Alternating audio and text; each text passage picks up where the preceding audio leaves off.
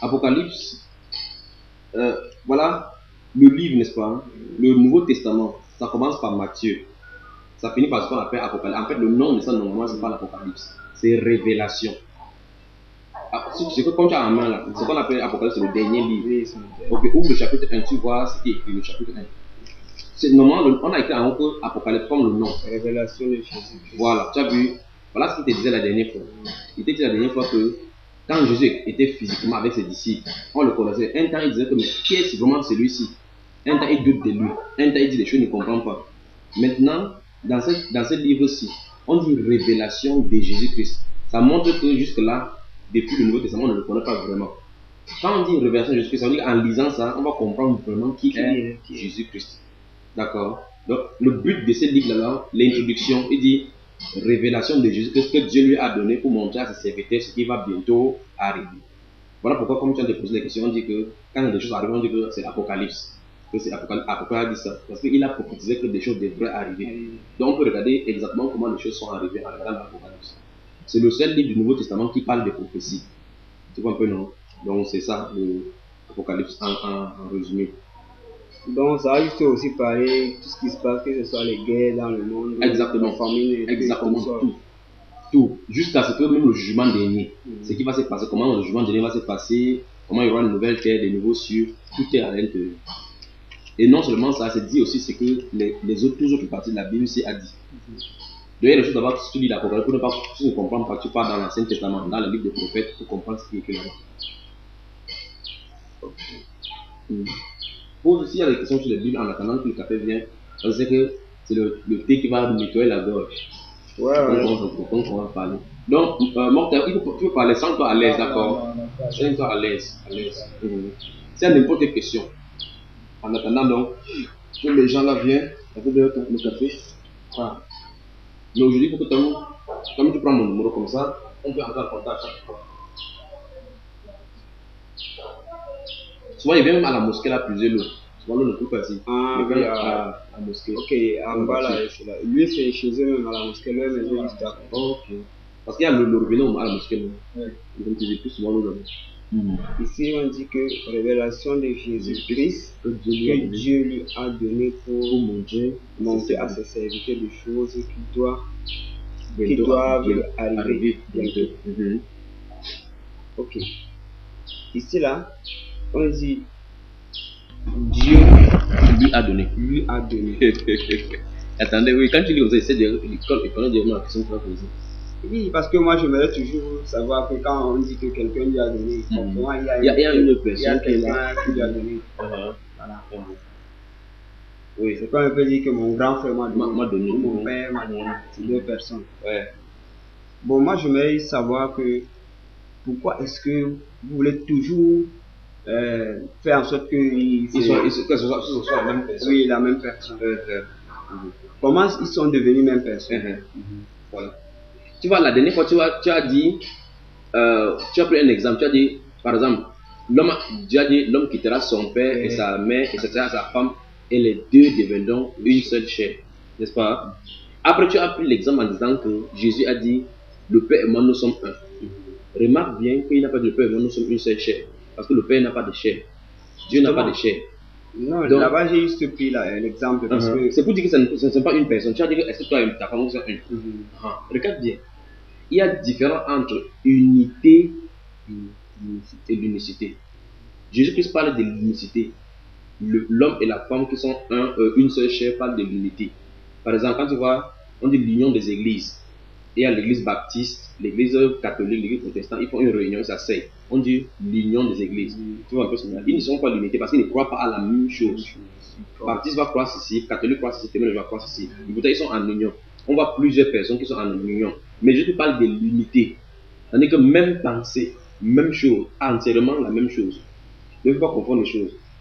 Quand tu lis l'introduction, tu as compris que c'est ce qu'il est en train de dire, d'accord? Mais au fur et à mesure que tu es en train de lire, tu vois qu'une personne, lis par exemple le verset 7. Bonjour. Lis par exemple le verset 7, vois. Comme tu es dans l'Apocalypse, il fallait que je donne une boucle. Voici, il vient avec le nuée. Oui. Et tout eux verra même ceux qui l'ont même ceux qui l'ont percé. Et toutes les tribus de la terre se lamenteront à cause de lui. Oui, amen. N'est-ce pas? Maintenant, verset 8, regarde bien ce qu'il dit. Verset 8 dit ceci. Je suis l'alpha et l'oméga, dit le Seigneur Dieu. Oui, celui qui était. Oui. Non, celui qui est. Oui. Alors? Oui, alors? Tu peux répéter ta chose comme ça tu vois bien. Ou bien je te donne une autre. Alors? Je donne une autre. Ah, la loi, non, oui. Une Bible. Ouais. Mais donne quoi, Wangina? Ah, ok. An ka budi ni am san waya lo wara wuro fo yetta zakam. Kay ça va noy Amadou kam nani o bangi bangal ma ko sari jamna. Accitano e goro wuro man no wuli on way la loi. Oui. Le verset 8. Wallahi tallahi goro mi wara no e tolla muy way ya tan manon waray.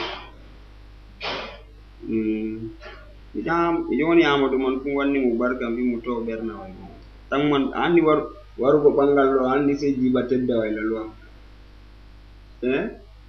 to ngam to mi wangiro be wi anda goddo du wala na andi kadi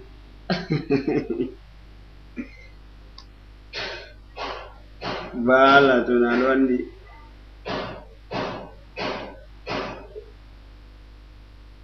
okay wala problem kam mi don ha andi man ni amma tan be moyini sare man ke réflexioni boddum kay do kafar wala moderne je takata damu ok tout à l'heure bon, donc tu vois on est au verset 8. Maintenant si tu vas voir quelque chose là-bas, tu vas voir comment c'est bizarre. Remarque bien, et la personne qui vient il dit voici verset 7. Voici mon tu as vu il dit voici il vient avec les nuées et tout œil le verra. Même comme je te l'ai dit, quand tu m'as dit Jésus qui va venir, tout le monde saura qu'il est là. Voilà ça qu'on a déclaré. Il dit tout œil le verra, même ceux qui l'ont percé. Remarque bien, même ceux qui l'ont percé. Donc ceux qui l'ont percé, ceux qui l'ont percé. Il dit à cause et toutes les tribus de la terre, pas seulement les Juifs, se lamenteront à cause de lui. Oui, amen. Il dit maintenant, je suis l'alpha et l'oméga. C'est bizarre ça.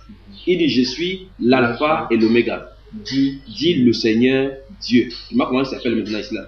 Si tu prends la version biblique où on met les paroles de Jésus, il y a une autre Bible où on a décidé de mettre les paroles de Jésus en rouge. Pour qu'on sache que ici c'est Jésus lui-même qui parle. Donc il y a des autres Bibles qui sont en rouge. Donc les paroles de Jésus sont en rouge. Tu vas voir comment la parole là est en rouge. En fait, continuons, tu vas voir. Il dit, je suis l'alpha et l'oméga. Alpha, c'est la première lettre du grec. En fait, ça veut dire le premier et le dernier. Al-Hawar et Al-Haker. Ça, ce n'est pas le titre de Dieu, ça, ce n'est pas le nom de Dieu. En arabe, c'est ça, non? Le nom de Dieu, Al-Hawar, c'est-à-dire le premier Al-Haker.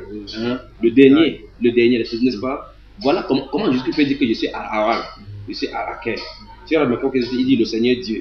Celui qui est, qui était et qui vient, il dit le Tout-Puissant. Remarque bien, il s'appelle encore le Tout-Puissant. C'est un autre nom de Dieu. Je t'ai dit la dernière fois qu'en arabe, il y a 99 dans le nom de Dieu.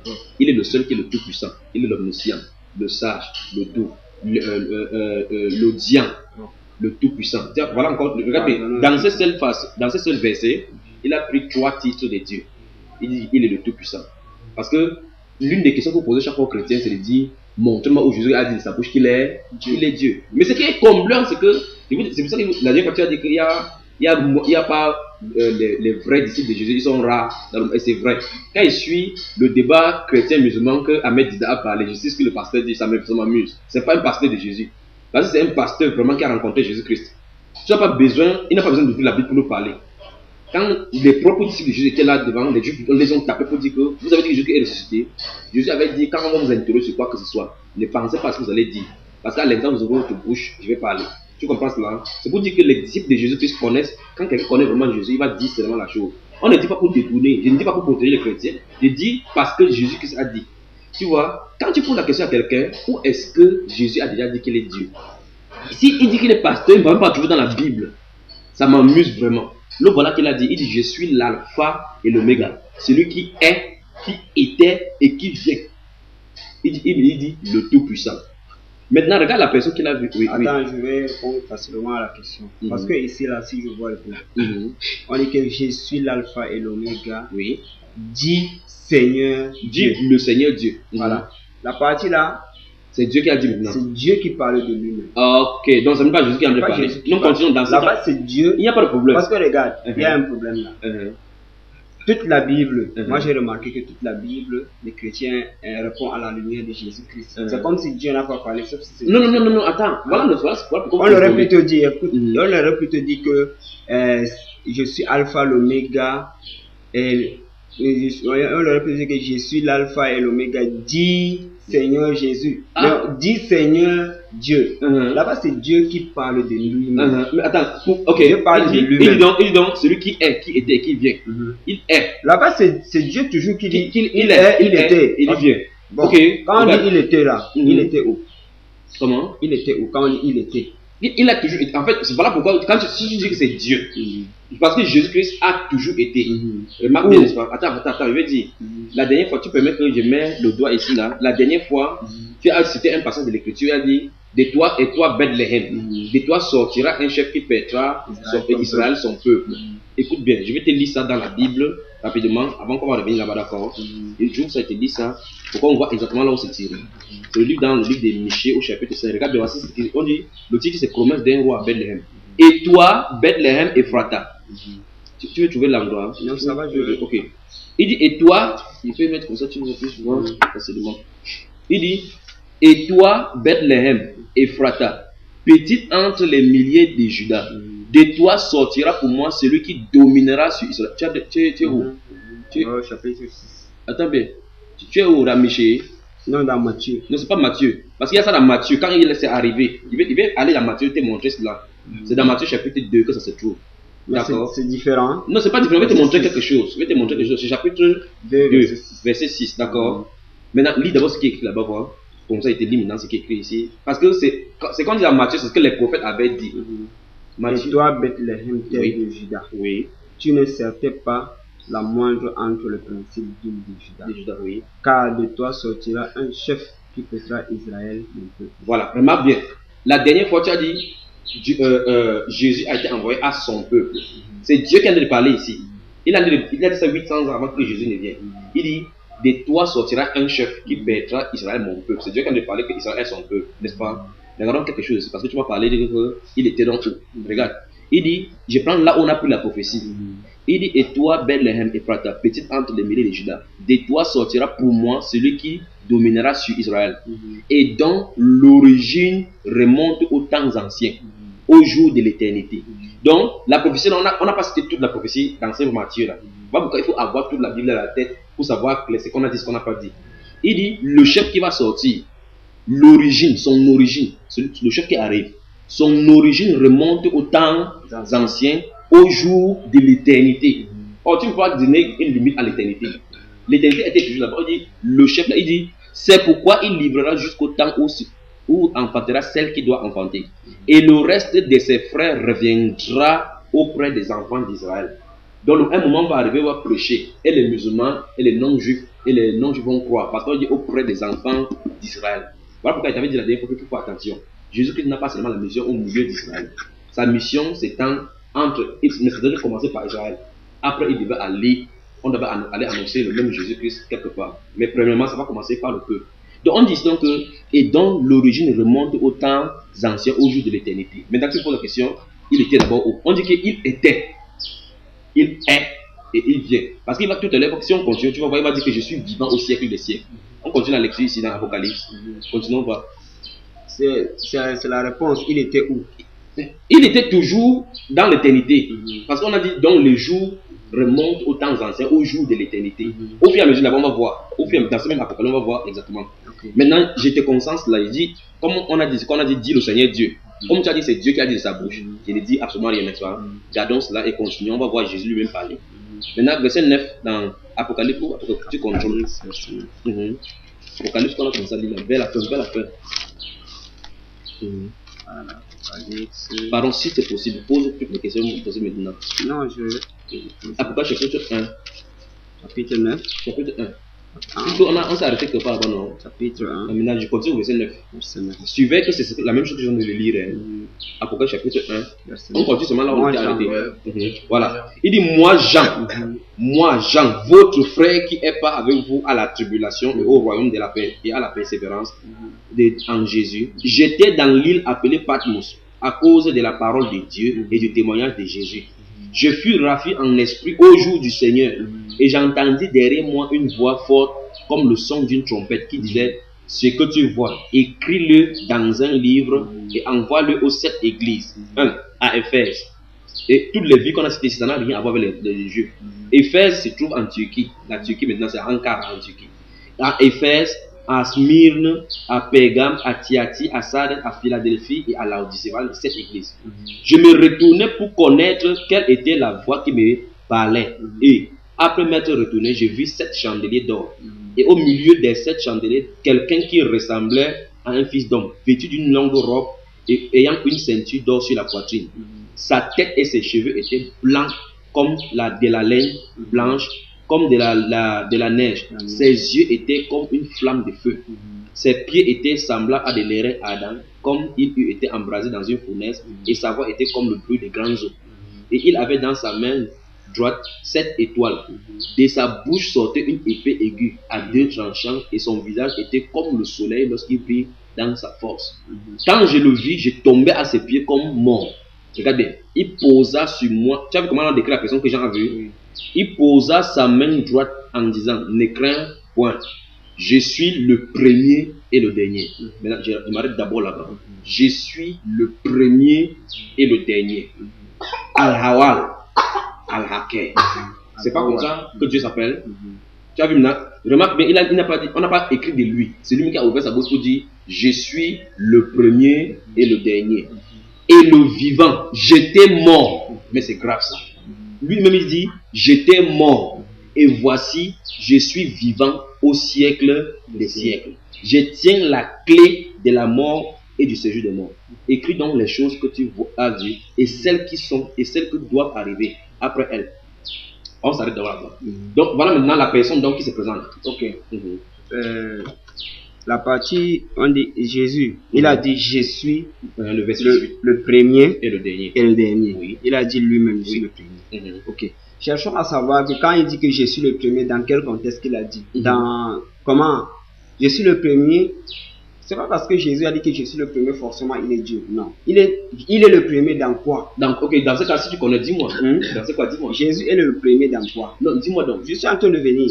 Cherchons à savoir que il est le premier dans quoi? Okay. Je t'ai dit la dernière fois que chaque prophète, Dieu les a donnés différents, dont leur genre de création est différent. Tu vois? Adam est différent, Ève et Jésus également. Ok. Il est le premier. Il est le premier que Dieu a envoyé comme il est là, sans père. Et il sera le dernier, il n'y aura plus de point, personne d'autre. C'est ce qu'il a dit. Oui, justement, parce que je suis en train de répondre. Parce que lorsque Jésus dit je suis le premier et le dernier, c'est ce qu'il veut voilà dire. pourquoi le musulman, quand nous demandons que dites-nous où est-ce que Jésus dit je suis votre Dieu, adorez-moi. Ne t'inquiète pas. Le verset n'existe pas. Non, ça existe. Ça n'existe pas. Comment tu peux dire ça? Ça n'existe pas, tu sais, ça n'existe pas. Parce que chaque verset, il y a toujours une explication. Donc ça veut dire que si tu demandes le verset, tu vas pouvoir me dire. Non, je vais expliquer. Tout le monde va expliquer. Je vais dire ceci. Il est le premier. Il est le premier qui est venu. Oui. Sans père. Il est le premier que Dieu a donné la mission de rêve. Il n'est pas le premier. Adam était le premier. J'ai dit sans père comme... Mais Adam n'a pas de peuple, non? Justement, mais comme j'ai dit, l'autre jour tu as refusé de comparer Adam et Jésus. Non, je n'ai pas refusé. J'ai dit que la Bible compare exactement Adam et Jésus en disant que le premier homme, Adam, je t'avais dit que Jésus et Adam sont les deux de la création qui n'ont pas de père. Il t'a dit ça, non? Justement. Donc tu ne peux pas dire qu'il est le premier parce qu'il n'a pas eu de père. Il est le premier. Oui, le premier comment? Il est le premier que Dieu a donné, parce que parmi tous les prophètes, il est le seul qui ressuscite les morts, qui font le miracle qu'il a fait là. Parce que chaque prophète a sa manière de faire des miracles. Il est le seul qui en a ça. Est-ce que c'est ce qu'il a dit là-bas? Justement, mais quand tu dis que je suis le premier et le dernier, non, voici ce qui se passe. Vous dites, n'est-ce pas? Qui a vu? Tu as dit jamais vu. Parce que la Bible elle-même dit que personne ne peut voir Dieu. Parce que, n'est-ce pas? Personne ne peut voir Dieu. Si toi tu me si tu me dis que Jean a vu Dieu, ça veut dire que Jean est plus grand que peut-être Moïse. Non, c'est Moïse pas ça. n'a pas vu Dieu. La preuve Il a avec- répondu à Moïse que personne ne peut me voir. Regarde la dernière fois, tu as dit d'après le Coran, Dieu n'a jamais parlé à un homme face à face. Face à face. Mais dans la Bible, Dieu dit à Aaron et à Mariam, la sœur d'Aaron, il dit à vous, vous êtes des prophètes, je vous parle en vision. Mais à Moïse, je ne parle pas en énigme, je le parle de bouche à oreille. C'est ce que Dieu a dit. Tu vois, Dieu, la façon que vous racontez l'histoire où Moïse allait sur la montagne, il a dit, tu vas me voir. Moïse a dit que je vais passer, et il a pulvérisé la montagne, comme c'est écrit dans le Coran. C'est pas comme ça que la Bible déclare. La Bible déclare que Moïse a dit, approchez-vous à côté de la montagne. Maintenant, Moïse est monté lui sur la montagne, il est resté là-bas 40 jours et 40 nuits. Il est rentré sur son visage brillait parce qu'il était dans la présence de Dieu. Toute la montagne était en feu, il est rentré à l'intérieur. Il est resté là-bas avec... Donc là-bas, alors tu veux, c'est Jésus alors qui parlait à Moïse. Non, voici la chose, on peut se comprendre. Jésus, c'est un nom humain. Voilà le problème. Le problème, Donc, c'est je que... veux savoir que c'était lui dans la lumière qui parlait à... Voilà, à c'est exactement ça. C'est-à-dire que la lumière, là, parce que Dieu est esprit. Dieu n'est pas un être humain. Justement. Voilà. Si on parvient à se comprendre, parce que quand on dit Jésus, quand il créait la terre, il ne s'appelait pas Jésus. Jésus, c'est tout simplement parce qu'il est venu dans la chair humaine. La dernière fois, il montré un verset, tu as dit que Dieu était en Christ. Et c'est ça qui est un blasphème dans le Coran. C'est-à-dire associer Dieu à quelque chose. C'est pas qu'on prend Dieu en associant à quelque chose. C'est simplement ceci. Quand Jésus n'était pas encore sur la terre, il dit quand le corps là qui est né qu'on appelle Jésus là n'était pas là, Dieu était toujours là, il est esprit, il est partout au même moment, n'est-ce pas? Maintenant dans le livre de Moïse, quand tu as dans l'Ancien Testament, personne ne peut le voir, même Moïse ne l'a pas vu, jusqu'à présent, personne n'a vu Dieu face à face, c'est ce que la Bible dit. Mais voici le problème, pour que Dieu fasse qu'on voit une semblable représentation, il peut montrer n'importe quelle image. Est-ce que tu comprends? Par exemple, la dernière fois tu as dit que Mohamed est parti jusqu'à l'ange dans le ciel, il a conservé Dieu. Remarque bien que Mohamed n'a pas vu de représentation de Dieu. Mais quand même, il savait que voilà Dieu. Il savait que le lieu, c'est voilà Dieu, parce que sur le trône où il est assis, c'est couvert. Personne ne peut voir. Mais une main peut sortir là-bas, lui tendre le livre. Il prend le livre, n'est-ce pas? Mais le problème, c'est qu'il ne voit pas Dieu, parce que si quelqu'un voyait Dieu, il peut dessiner Dieu. Tu ne peux pas voir Dieu. Maintenant, la Bible dit que personne, Jésus lui-même dit dans sa propre bouche que personne n'a jamais vu Dieu. Le Fils unique qui est auprès du Père, c'est lui qui l'a fait connaître. Et je t'ai dit que voilà le mystère. Je t'avais dit la dernière fois que la façon que les chrétiens, il y a un seul unique Dieu. Il n'y a pas deux dieux. Vous, c'est le Dieu que vous dites créateur, ciel et terre là, c'est le même Dieu que la Bible parle. Mais c'est l'approche qui est différente. C'est-à-dire que, voici ce qui se passe. D'après la Bible, Dieu s'est fait connaître au travers les hommes par Jésus-Christ. Voilà pourquoi le Seigneur dit, celui qui a vu le Père. Donc c'est suffisant. Donc autrement dit, Jésus est une représentation du Père. Dieu s'est fait chair. J'ai dit, hein, Oui. pourquoi la partie que Jésus dit que c'est lui qui m'a vu, a vu le Père, vous dites que c'est suffisant? Non, je veux dire ceci. Quand on dit... Parce que beaucoup de chrétiens disent que... Non. J'ai causé les chrétiens. Même les chrétiens ne comprennent pas ça. Il y a un problème. Lorsque Jésus dit que celui qui m'a vu a vu le Père, ça ne veut pas dire forcément que celui qui a vu Jésus au sens de le percevoir, tu as vu le Seigneur. Non, c'est pas ça. Au sens de le percevoir. Ce n'est pas de ça. Ce n'est pas ça que les questions. Mais celui qui a vu... Parce que regarde, je n'ai pas dit que c'est ça. Les disciples ont beaucoup posé des questions à Jésus. Oui. Ils veulent voir Dieu à tout prix. Mais lui, alors, il demande à Dieu. Dieu lui dit que non, moi, on ne peut pas me voir. Mais dis-leur simplement que si on te voit, parce que tu es mon représentant, si on te voit, comme le président, il peut envoyer son représentant qui que ce soit. Mais d'accord, tu penses déjà des exemples il dit seulement que, bon, regarde mon représentant, si tu le vois, tu m'as vu. Non, c'est pas mais ça. pas dans le sens que si tu... C'est pas physique. C'est pas physique. Pourquoi lui-même, c'est pas le physique. Il dit que personne n'a jamais vu Dieu. Parce qu'en fait, personne n'a jamais vu Dieu. Et alors, pourquoi alors tu veux me faire croire que maintenant, alors, que c'est lui-même qui est venu sur cette terre, les gens l'ont vu? Regarde, n'est-ce pas? Omar, tu es devant moi. Tu sais très bien que, comme le corps qui est devant moi, le vrai toi est à l'intérieur, n'est-ce pas? Est-ce que je suis en train de voir toi qui est à l'intérieur? Jamais. Mais c'est le physique qui sont de voir ici. Mais je ne suis pas deux, je suis seul. Non, mais tu es seul, n'est-ce pas? Mais si on te sépare ton corps, ton âme et ton esprit, on va voir trois choses, n'est-ce pas?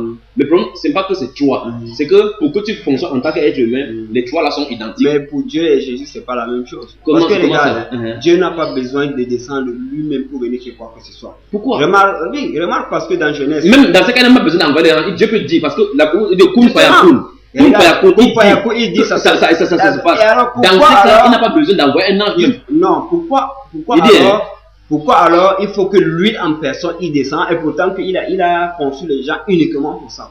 Pour faire quoi? Pour aller faire quoi que ce soit, par exemple, comme tu m'as dit il est venu en lui-même, il a donné sa propre mort, il est mort lui-même qui a voulu. Mais la Bible dit quelque part encore, Dieu a donné son fils.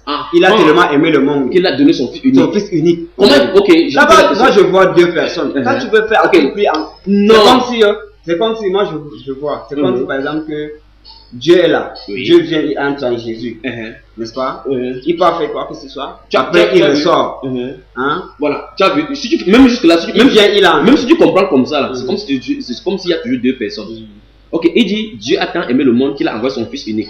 Adam, c'est pas un fils de Dieu. Mais non, Adam c'est différent. Non, attends, je pose la question. Est-ce que Adam n'est pas le fils de Dieu? Adam, c'est fils d'Adam, c'est fils de Dieu. Dans ce cas, il va expliquer quelque chose. Je t'ai dit que parmi les anges, parmi les prophètes, Dieu a dit qu'il a favorisé les autres par rapport à d'autres. Voilà. Il a peut-être approché l'autre par rapport à l'autre. Si par exemple il a dit à Jésus que toi tu es mon fils, parce qu'il a approché Jésus plus que Adam. Oui, ça ne veut pas dire que ce Jésus-là, il est le créateur. Si Jésus était le créateur. En fait, regarde, quand on a de parler, c'est parce qu'on touche plusieurs notions à la fois. Tu vois, quand on aborde, il y a plusieurs notions à toucher. Tout à l'heure, on a touché sur le fait que Jésus a dit de lui-même. Tu vois comment ça nous amène là? Parce qu'il y a quelque chose. Si on prend un thème, un truc, on essaie de parler par rapport à cela, on entre en profondeur, on pourra bien s'en sortir. Parce que quand je vais prendre le simple fait d'appeler, Dieu a dit, comme tu as cité dans ces Jean 3, verset 16, que Dieu a tant aimé le monde qu'il a donné son fils unique. Je veux qu'on parle un peu par rapport au fils unique. D'accord? Le fils unique. Comment Dieu peut avoir Adam? Je prends seulement le cas d'Adam. Parce que la dernière fois, tu m'as dit que tu n'es pas fils de Dieu. Adam et Jésus sont les fils de Dieu. Pourquoi Dieu peut dire unique encore? Parce que quand on dit unique, ça veut dire que c'est le seul. C'est pour dire ceci. Le fils dont on veut parler, ce n'est pas au sens humain du terme. C'est ça qu'il faut que vous compreniez d'abord. Non, c'est ce que tu veux faire quoi aux gens? C'est tout. Attends, c'est au sens humain. Parce que quand ils disent mon fils unique, qu'est-ce que veut dire unique? Parce que seul. Il est le seul. Mais pourtant, Adam aussi était un fils. Justement, mais Adam n'a pas été sorti par la femme. Même Jésus aussi n'a pas été créé de la terre. Mais Jésus a été sorti par la femme. Voilà, si c'est comme ça, n'est-ce pas? Et la Bible dit même tout être humain, Adam est le père de l'être humain. Tout être humain. Adam est le père de Jésus. Adam est le père de Jésus. Oui, parce que Jésus est sorti de la chair, non? De la chair. Oui. Il est sorti de la chair, mais pas de la chair d'un homme. Tu as vu? Quel genre d'homme donc maintenant? Quel genre de chair donc? Attends, tu as dit la Bible dit que Dieu ne meurt pas. Jésus était mort. Voilà, il était mort, non? Tu as vu comment? Voilà, pendant qu'il était mort. En quelques secondes là maintenant, il a toujours au moins 4 questions. Et je n'ai même pas le temps de répondre. Ok, répondez s'il vous plaît. Mais on me dit, je ne réponds à laquelle question alors? Parce qu'on a commencé ici là, où tu as dit, Jésus, il dit, je suis le premier et le dernier. Et toi, tu as dit qu'il est le premier parce qu'il est le premier à qui Dieu a donné les miracles. Pourtant, rien n'est dit ici. Gardons-nous seulement parce que c'est toi qui m'as dit la dernière fois que dans le Coran, on a dit que si on ne connaît pas quelque chose, on ne dit pas parce qu'on n'avance pas, n'est-ce pas? C'est la loi de l'écriture sacrée. Quand Dieu a dit quelque chose, il faut qu'on dise c'est tel qu'il a dit. S'il n'a pas dit, on le dit va. Il dit je suis le premier et le dernier. Il dit je suis le premier et le dernier. Il dit et le vivant. J'étais mort. Maintenant, qu'est-ce que tu comprends par j'étais mort? Et il dit j'étais mort et voici je suis vivant au siècle des siècles. Lorsqu'il dit que j'étais mort, et l'islam dit que Jésus n'était pas mort. Il n'était pas mort, voilà. Il était mort pendant combien de jours? 3 jours. 3 jours. Et durant les 3 jours, parce que quand on dit que quand quelqu'un est mort, il est inconscient, n'est-ce pas? Durant les 3 jours-ci, il dirigeait dans le monde. Il était mort. Je lis la Bible. Ok, remarque bien. Je lis 1 Pierre au chapitre 3. Tu vois, pendant que tu m'as pas salué mon temps. Non, je le sais. La dernière fois, quand tu as lu la Bible, j'ai donné un verset que tu dis que souligne. On a dit que Dieu a été manifesté en chair, justifié des anges, prêché aux nations, pris dans le monde et élevé dans la gloire. Regarde ce que 1 Pierre dit, le Pierre qu'on a lu la dernière fois, qui est Jésus. Et je vais lire le verset 18. Il dit, Christ aussi a souffert une fois pour les péchés, lui juste pour des injustes. Lui juste. Il a souffert pour les injustes afin de nous amener à Dieu, ayant été mis à mort. Regarde bien maintenant, comprends bien le mystère. Ayant été mis à mort quant à la chair. Mais ayant été rendu vivant quant à l'esprit. Dieu est esprit, on ne peut pas tuer Dieu, Dieu ne peut pas mourir. Voilà, on il faut qu'on l'explique aux musulmans. Sur la croix, il a poussé un grand qui Élige, la vache Sabbatane, mon père, pourquoi m'as-tu abandonné? l'esprit, Dieu qui est esprit, on dit Dieu était en Christ. C'est la chair qui meurt, la chair humaine qui meurt, qui peut mourir, l'esprit ne peut pas mourir. Pourquoi il doit laisser, pourquoi Dieu parce que c'est la chair qui doit offrir le sacrifice. Justement, pourquoi Dieu doit laisser lui-même mourir? Parce que comme Jésus est Dieu, oui. Pourquoi donc Dieu donc il va laisser que lui-même il meurt. Donc c'est comme si c'est lui-même qui est mort. C'est une personne. Je suis d'accord avec toi. Dieu et esprit sont un. Oui. Pourquoi il va falloir que Dieu là il meurt? Voilà. Prenons un exemple, n'est-ce pas? Suis-moi, Omar, suis attentivement maintenant. La question, c'est suis vraiment attentivement. La dernière fois, tu m'as dit que quand les anges quittent l'esprit, écoute bien maintenant, sinon tu n'as pas percevoir. Quand Gabriel, ou qui veut parler à Mohamed, normalement Gabriel c'est un esprit, non? S'il ne vient pas, s'il ne prend pas la forme humaine, on peut le voir. Il peut parler, si tu entends une voix, mais tu ne le vois pas. Ok. Quand il vient là, le corps humain là, il prend ça où? Il prend ça où? Le corps humain. Oui, le corps qui se représente là, il prend ça où? Regarde, on a dit tout à l'heure ici que Dieu est tout puissant. Il peut faire de ce qu'il veut. Voilà. Ok.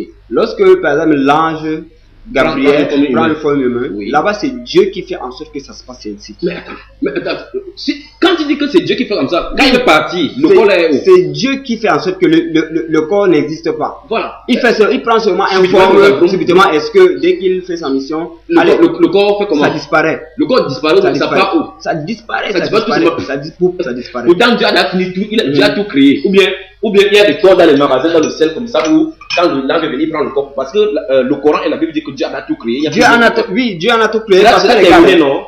Le Coran nous dit qu'il y a les créations invisibles qu'on n'a pas encore vu, qu'on n'a jamais vu. Oui. Il y a les créations invisibles. Mais c'est déjà créé. C'est déjà créé. C'est pas que Dieu est pas en train de créer encore. Voilà, c'est déjà créé. Supposons alors que c'est la création qui est invisible là, qui devient visible, subitement encore il devient invisible. Ça n'a pas seulement disparu, ça c'est seulement rentré dans l'état. Justement, voilà, c'est rentré. Maintenant tu me poses la question. J'ai dit, quand l'ange vient, il est esprit. Dieu lui donne un corps pour qu'il fasse une mission. Après quoi, l'esprit là, remarque bien, l'esprit là retourne à la forme initiale, le corps disparaît.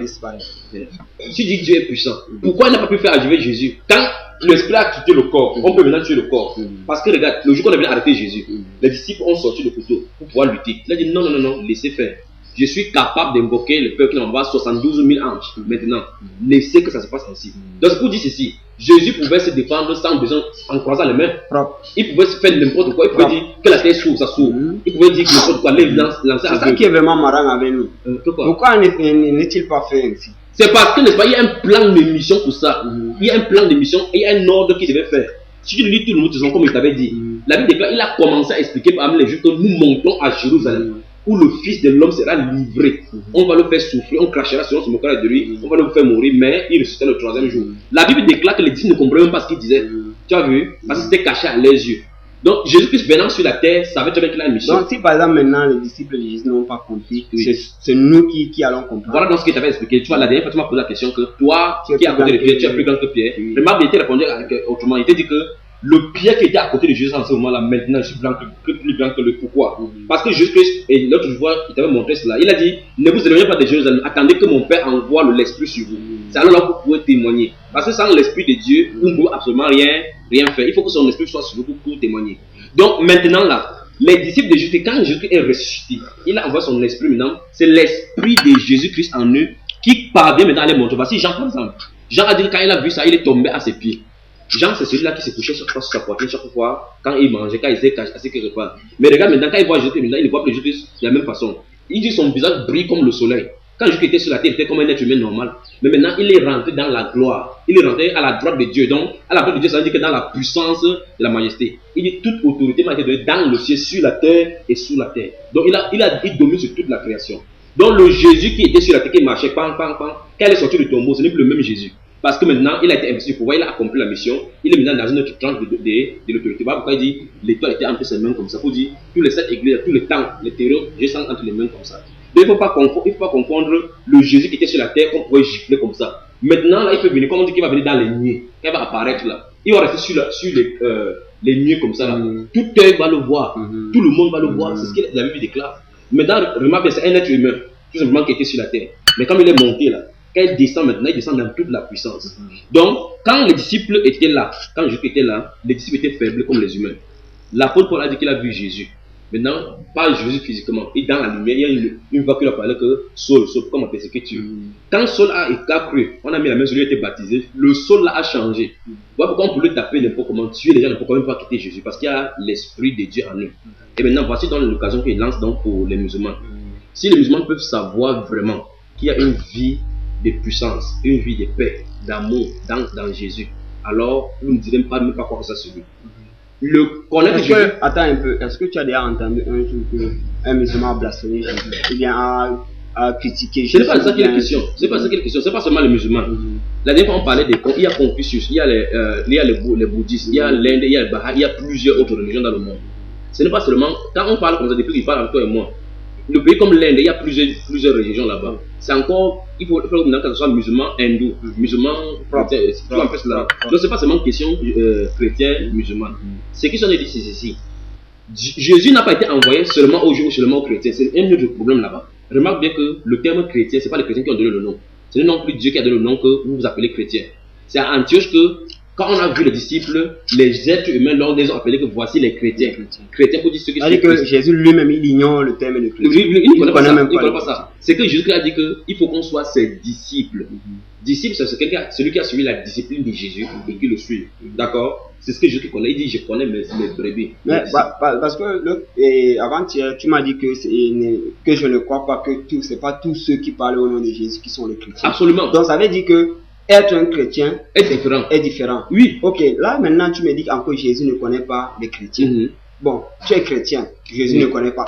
Tu ne vois pas que vous êtes dans une société que quelqu'un ne vous connaît pas. Non, c'est pas comme ça. En fait, dis-moi que vous êtes des disciples de Jésus, là je ne comprends pas. Mais dis que vous êtes des chrétiens. Je vais dire ceci, n'est-ce pas? Voilà pourquoi Jésus lui-même il dit au dernier jour, plusieurs vont venir derrière nous pour lui dire que Seigneur, Seigneur. Il va dire que je ne vous ai jamais connu. Absolument. Pourquoi cela?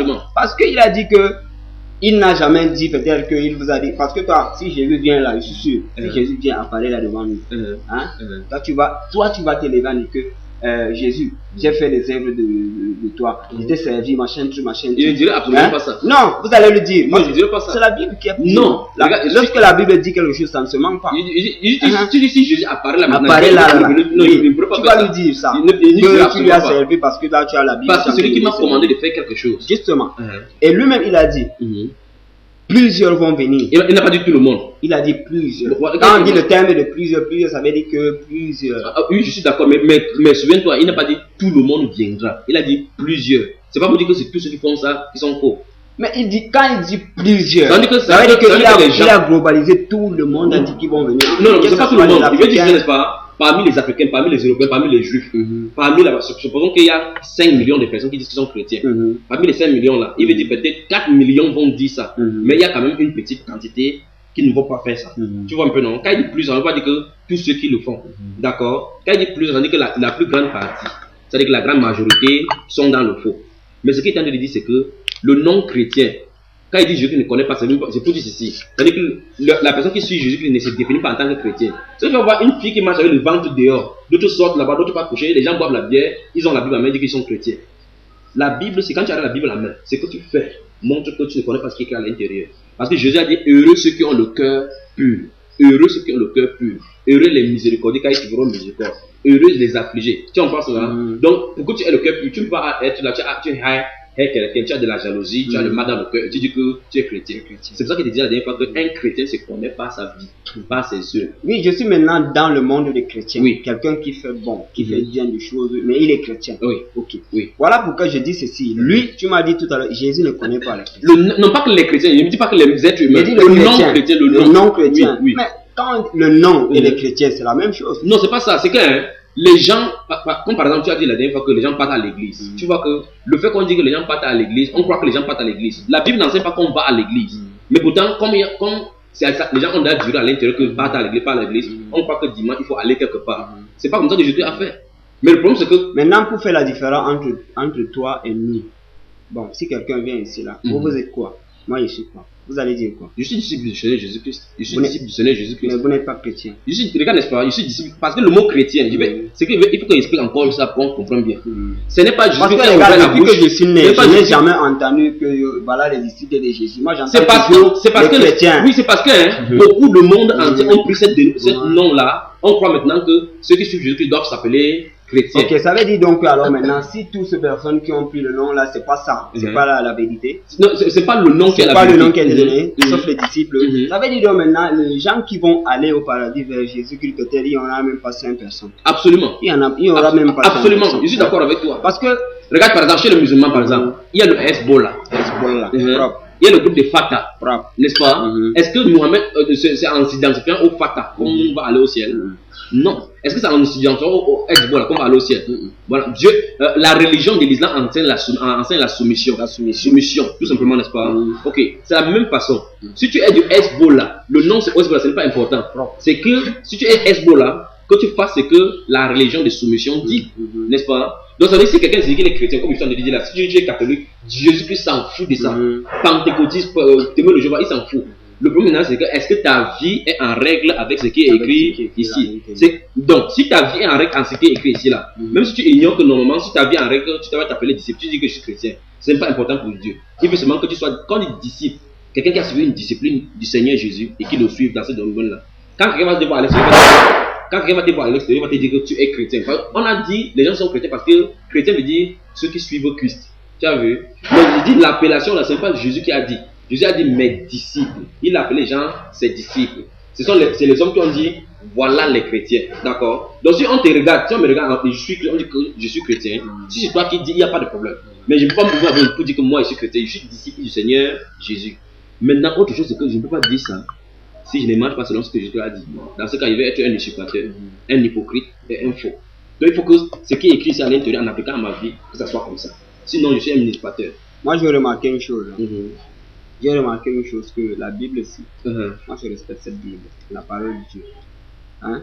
Mais, moi, je vois que la Bible ci, elle-même, elle n'a pas dit que Jésus est Dieu. Mais c'est les gens qui veulent toujours expliquer afin de faire comprendre aux gens.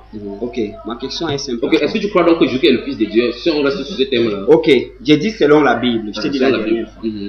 Je respecte cette Bible. Selon la Bible, Jésus est le Fils de Dieu. Attends, pourquoi tu respectes la Bible? Je respecte la Bible parce qu'elle est la parole de Dieu. Maintenant, si c'est la parole de Dieu, si c'est la parole de Dieu, dans ce cas, pourquoi tu ne crois pas ce qui est écrit là-dedans? Je crois à ce qui est écrit là-dedans. Ok. Mais je crois tout simplement Jésus a été envoyé rien qu'aux Juifs, aux enfants d'Israël. Ok, s'il te plaît, je veux maintenant que, n'est-ce pas, comme tu as dit que tu crois que c'est la parole de Dieu, ce que tu viens de dire là maintenant, je veux que sur ce thème-là, on travaille sur ça pendant quelques minutes. D'après, comme tu as dit que c'est la Bible et que c'est la parole de Dieu, je veux te montrer dans la Bible, il faut qu'on lit, parce qu'on a assez de temps. Il faut qu'on lit dans la Bible maintenant pour voir vraiment que la mission de Jésus-Christ n'est pas seulement pour les Juifs. Si on montre maintenant, si il parvient de te montrer dans la Bible que sa mission n'est pas seulement pour les Juifs, est-ce que tu peux croire? Parce que c'est la Bible. Oui, mais sa mission n'est pas seulement pour les Juifs. Oui. Ok. Ce qui m'étonne, il y a un petit truc. Pourquoi est-ce que Jésus, lorsque la femme cananéenne vient, il va falloir que cette femme insiste pour que Jésus lui donne? Nous y voilà. Tu as vu? Attends, je reviens. Oui, quand tu as fini, vite répondre. Voilà. Ok. Jésus est en train de faire des miracles. Il donne aux gens. La femme est venue et dit que maître, j'ai ma fille qui est dérangée à la maison. Quel péché là? Ok. S'il vous plaît, aide-moi. Jésus lui donne comme réponse: je n'ai été envoyé pour bébé perdu de la maison d'Israël. Cette femme insiste encore. Maintenant, le disciple de Jésus lui dit que, mais maître, cette femme est en train de crier, chasse-la. Pourquoi? Parce qu'elle n'a pas le droit. Maintenant, dès que la femme a insisté, Jésus lui donne un réponse. Il n'est pas bon de prendre le pain des enfants et d'aller jeter aux petits chiens.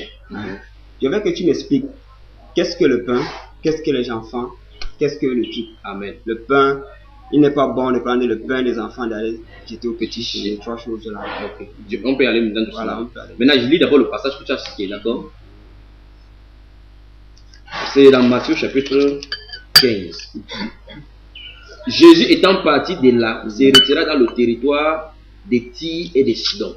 Première chose, le territoire de Tyr et de Sidon n'est pas situé en Israël, pour commencer. Mais Jésus est parti là-bas. Un peu comme étant enfant, il est allé en Égypte. Ok. Et voici une femme cananéenne. Si tu lis l'histoire des Juifs et l'histoire de la Palestine, avant que les Juifs ne sortent d'Israël et sortent de l'Égypte pour aller là-bas, les gens qui habitaient sur le territoire d'Israël étaient les Cananéens. Ok. Dieu avait dit à Moïse et à Josué que quand vous allez arriver là-bas, il faut détruire tout le peuple là. Ils n'ont pas tout détruit. Ils ont laissé les Cananéens là-bas. Dieu avait dit dans l'Ancien Testament, il dit que le peuple là qui sont là-bas, c'est eux qui vont utiliser pour vous traiter comme vous avez désobéi. Donc il dit, et voici une femme cananéenne qui venait de ces contrées, lui cria, aie pitié de moi, Seigneur, fils de David. Mais David m'arrêtait d'abord un temps là-bas parce que voilà, il y a beaucoup de choses à expliquer. Première chose, remarque bien qu'on a appelé, il n'a pas dit aie pitié de moi, Jésus. Tu as remarqué la façon dont j'ai appelé Fils de David. Ok. Est-ce que vous, musulmans, vous connaissez pourquoi on appelle Jésus fils de David alors que son père, pas biologique, est Joseph et sa mère est Marie. Mais on l'appelle fils de David. Il y a 14 générations entre David et Jésus. On le nomme. Il y a David, il y a les Salomon, il y a les Samuel et autres là-bas. On n'appelle pas au groupe, mais on appelle directement fils de David. Est-ce que d'abord, pour qu'il puisse continuer, est-ce que tu sais pourquoi on appelle Jésus fils de David? Oui. Pourquoi? Parce que Joseph a été fiancé à Jésus. Ils avaient d'abord le plan de se marier. Dieu a envoyé l'ange venir dire à Joseph, cette femme va accoucher un enfant. Non, elle n'est pas prostituée, ne t'inquiète pas, elle n'a pas accouché avec un autre homme. Mais elle va accoucher. Mais dans tout ça, tu vas toujours rester la même chose. Donc, même si elle accouche, tu vas toujours rester comme ta femme toujours. Ok? Ok. Parce que lorsque Marie a enfanté Jésus, parce qu'il y a eu beaucoup de disputes, les gens disaient que non, elle a fait l'adultère, machin, tout. C'est après ils ont compris que non, c'est pas l'adultère, c'est... Mais l'ange a parlé à Joseph. Elle a parlé à Joseph, à Joseph et à Marie. Après les gens ont compris que non, c'est Dieu qui a fait sa volonté là-bas. Bon, on parle, c'est comme par exemple un père qui a adopté un fils. Forcément, on va l'appeler le père. Mais c'est ça que je dis que justement, Joseph, c'est le père là. Le père adoptif de Jésus s'appelle Joseph. J'ai dit, la femme la femme que tu as citée là, appelle Jésus fils de David. David, c'est 14 générations depuis, avant que Joseph ne soit là. C'est comme cette femme peut dire que fils d'Abraham. Donc c'est la descendante de... Ok, je pose la question. Maintenant, je pose la question. Tu as remarqué que chaque fois, que ce soit cette femme-ci, que ce soit une autre personne, on a toujours appelé Jésus seulement fils de David. On n'a pas dit, on n'a pas confondu. Si c'était comme ça, une personne pourrait dire fils d'Osée, l'autre dit fils d'Abraham, l'autre dit fils d'Isaac. Mais chaque fois qu'on l'appelle, quand les gens ne le connaissent pas, on dit fils de David. Si elle prend pour l'aveugle là, si elle prend pour l'aveugle Bartimée, si elle prend pour l'aveugle Bartimée, vous allez voir la même chose là-bas. Je vais prendre dans Marc, chapitre 9. Marc chapitre 9, situation, petits enfants. Ok, regarde bien. Il lit une autre personne que tu vois. Ils arrivaient à Jéricho et lorsque Jésus sortit avec ses disciples et une assez grande foule, le fils de Timée, Bartimée, mendiant aveugle, était assis au bord de la route. Il entendit que c'était Jésus de Nazareth et il s'est mis à crier, fils de David, Jésus, aie pitié de moi. Remarque bien, voilà un juif, voici un juif qui est aveugle. Il n'a pas appelé, il n'a pas dit fils d'Abraham, il n'a pas dit fils, mais chaque fois on l'appelle fils de David. Je pose la question parce que tu ne comprends pas. Il y a beaucoup de choses. Tu vois, la dernière fois tu as dit que pourquoi on prend tout, on met sur Jésus. Je t'ai expliqué que ce sont les différents attributs. Tu vois que quand on appelle ici fils de David, si tu ne comprends pas, tu vois peut-être que c'est comme si David était son père. Mais pourquoi on a choisi seulement David? David c'est celui qui a le zabou, qui a écrit le zabou, d'accord? Pourquoi on a seulement choisi celui-là pour dire Jésus est son fils? Pourquoi? Si tu ne connais pas, tu me dis, il t'explique pourquoi on continue. La partie là, je ne connais pas. Si c'était Joseph, j'ai expliqué Joseph parce que son père... Non, Joseph c'est le premier. Mais le problème, c'est que on n'a jamais dit Jésus fils de David. On n'a jamais dit dans la Bible là que Jésus fils de David. Non, la question c'est parce que j'ai confondu. Je croyais que tu me parlais de Joseph. Maintenant, bon, pour David, moi je ne connais pas. Ok. Maintenant, voici ce qui se passe. Si tu lis la Torah, Israël est sorti, quand Israël est sorti de l'Égypte un jour, ils ont réclamé que Dieu mette sur un roi. Ils ont dit que non, il faut que nous ayons aussi le roi comme les autres nations. Après, il y a David, c'est le deuxième roi. David, c'est le deuxième roi sur Israël. Il y avait d'abord un roi, ce n'est pas Dieu qui l'avait choisi. C'est parce que les gens avaient crié que mettre-nous un roi. Alors il a choisi quelqu'un qu'on appelle ça Saul. Après, quand Saul est mort, Saul a désobéi à Dieu.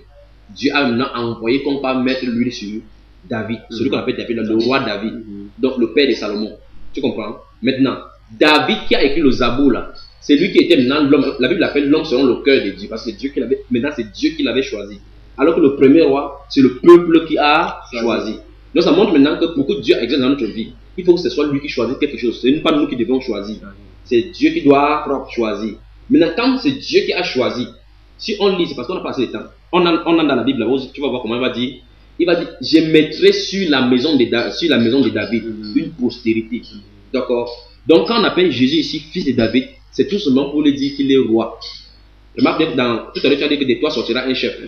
Tu as remarqué qu'on n'a jamais appelé David là-bas, Jésus là-bas chef. On a dit celui qui pètera Israël son peuple. Il dominera sur lui. Les disciples donc comprenaient que normalement le Messie devrait être roi. Pas pourquoi un tel voulu l'arrêter pour aller le mettre roi. Mais ils ne connaissaient pas qu'il y a d'abord une première mission qu'il va faire avant qu'une deuxième mission vienne maintenant pour être roi. Tu comprends maintenant? Donc le titre c'est fils de David. Quand Jésus est venu la première fois, ce n'est pas ce titre-là qui était pour lui. Tu comprends un peu cela? David, Jésus là a plusieurs titres dans la Bible. Le titre de fils de David, c'est quand il va venir uniquement pour Israël, pour qu'on le reconnaisse à Jérusalem, il sera roi là-bas. On se comprend, j'espère que tu me suis. Donc le titre fils de David n'a pas, le moment où il est venu sur la terre ici maintenant, il n'est pas venu en tant que fils de David. Pourtant c'est la même personne encore. Comme la dernière fois, il dit que ton père a son père et tu es son fils. Tu vois que ton père en même temps, père de quelqu'un et fils de quelqu'un, une même personne. Donc Jésus a appelé par la fois aussi fils de David. Ma fille est cruellement tourmentée. Je recommence encore.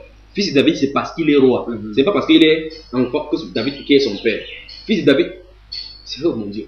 Si on comprend ceci, fils de Dieu ne veut pas dire que Dieu est son père. Fils de David ne veut pas dire que David est son père.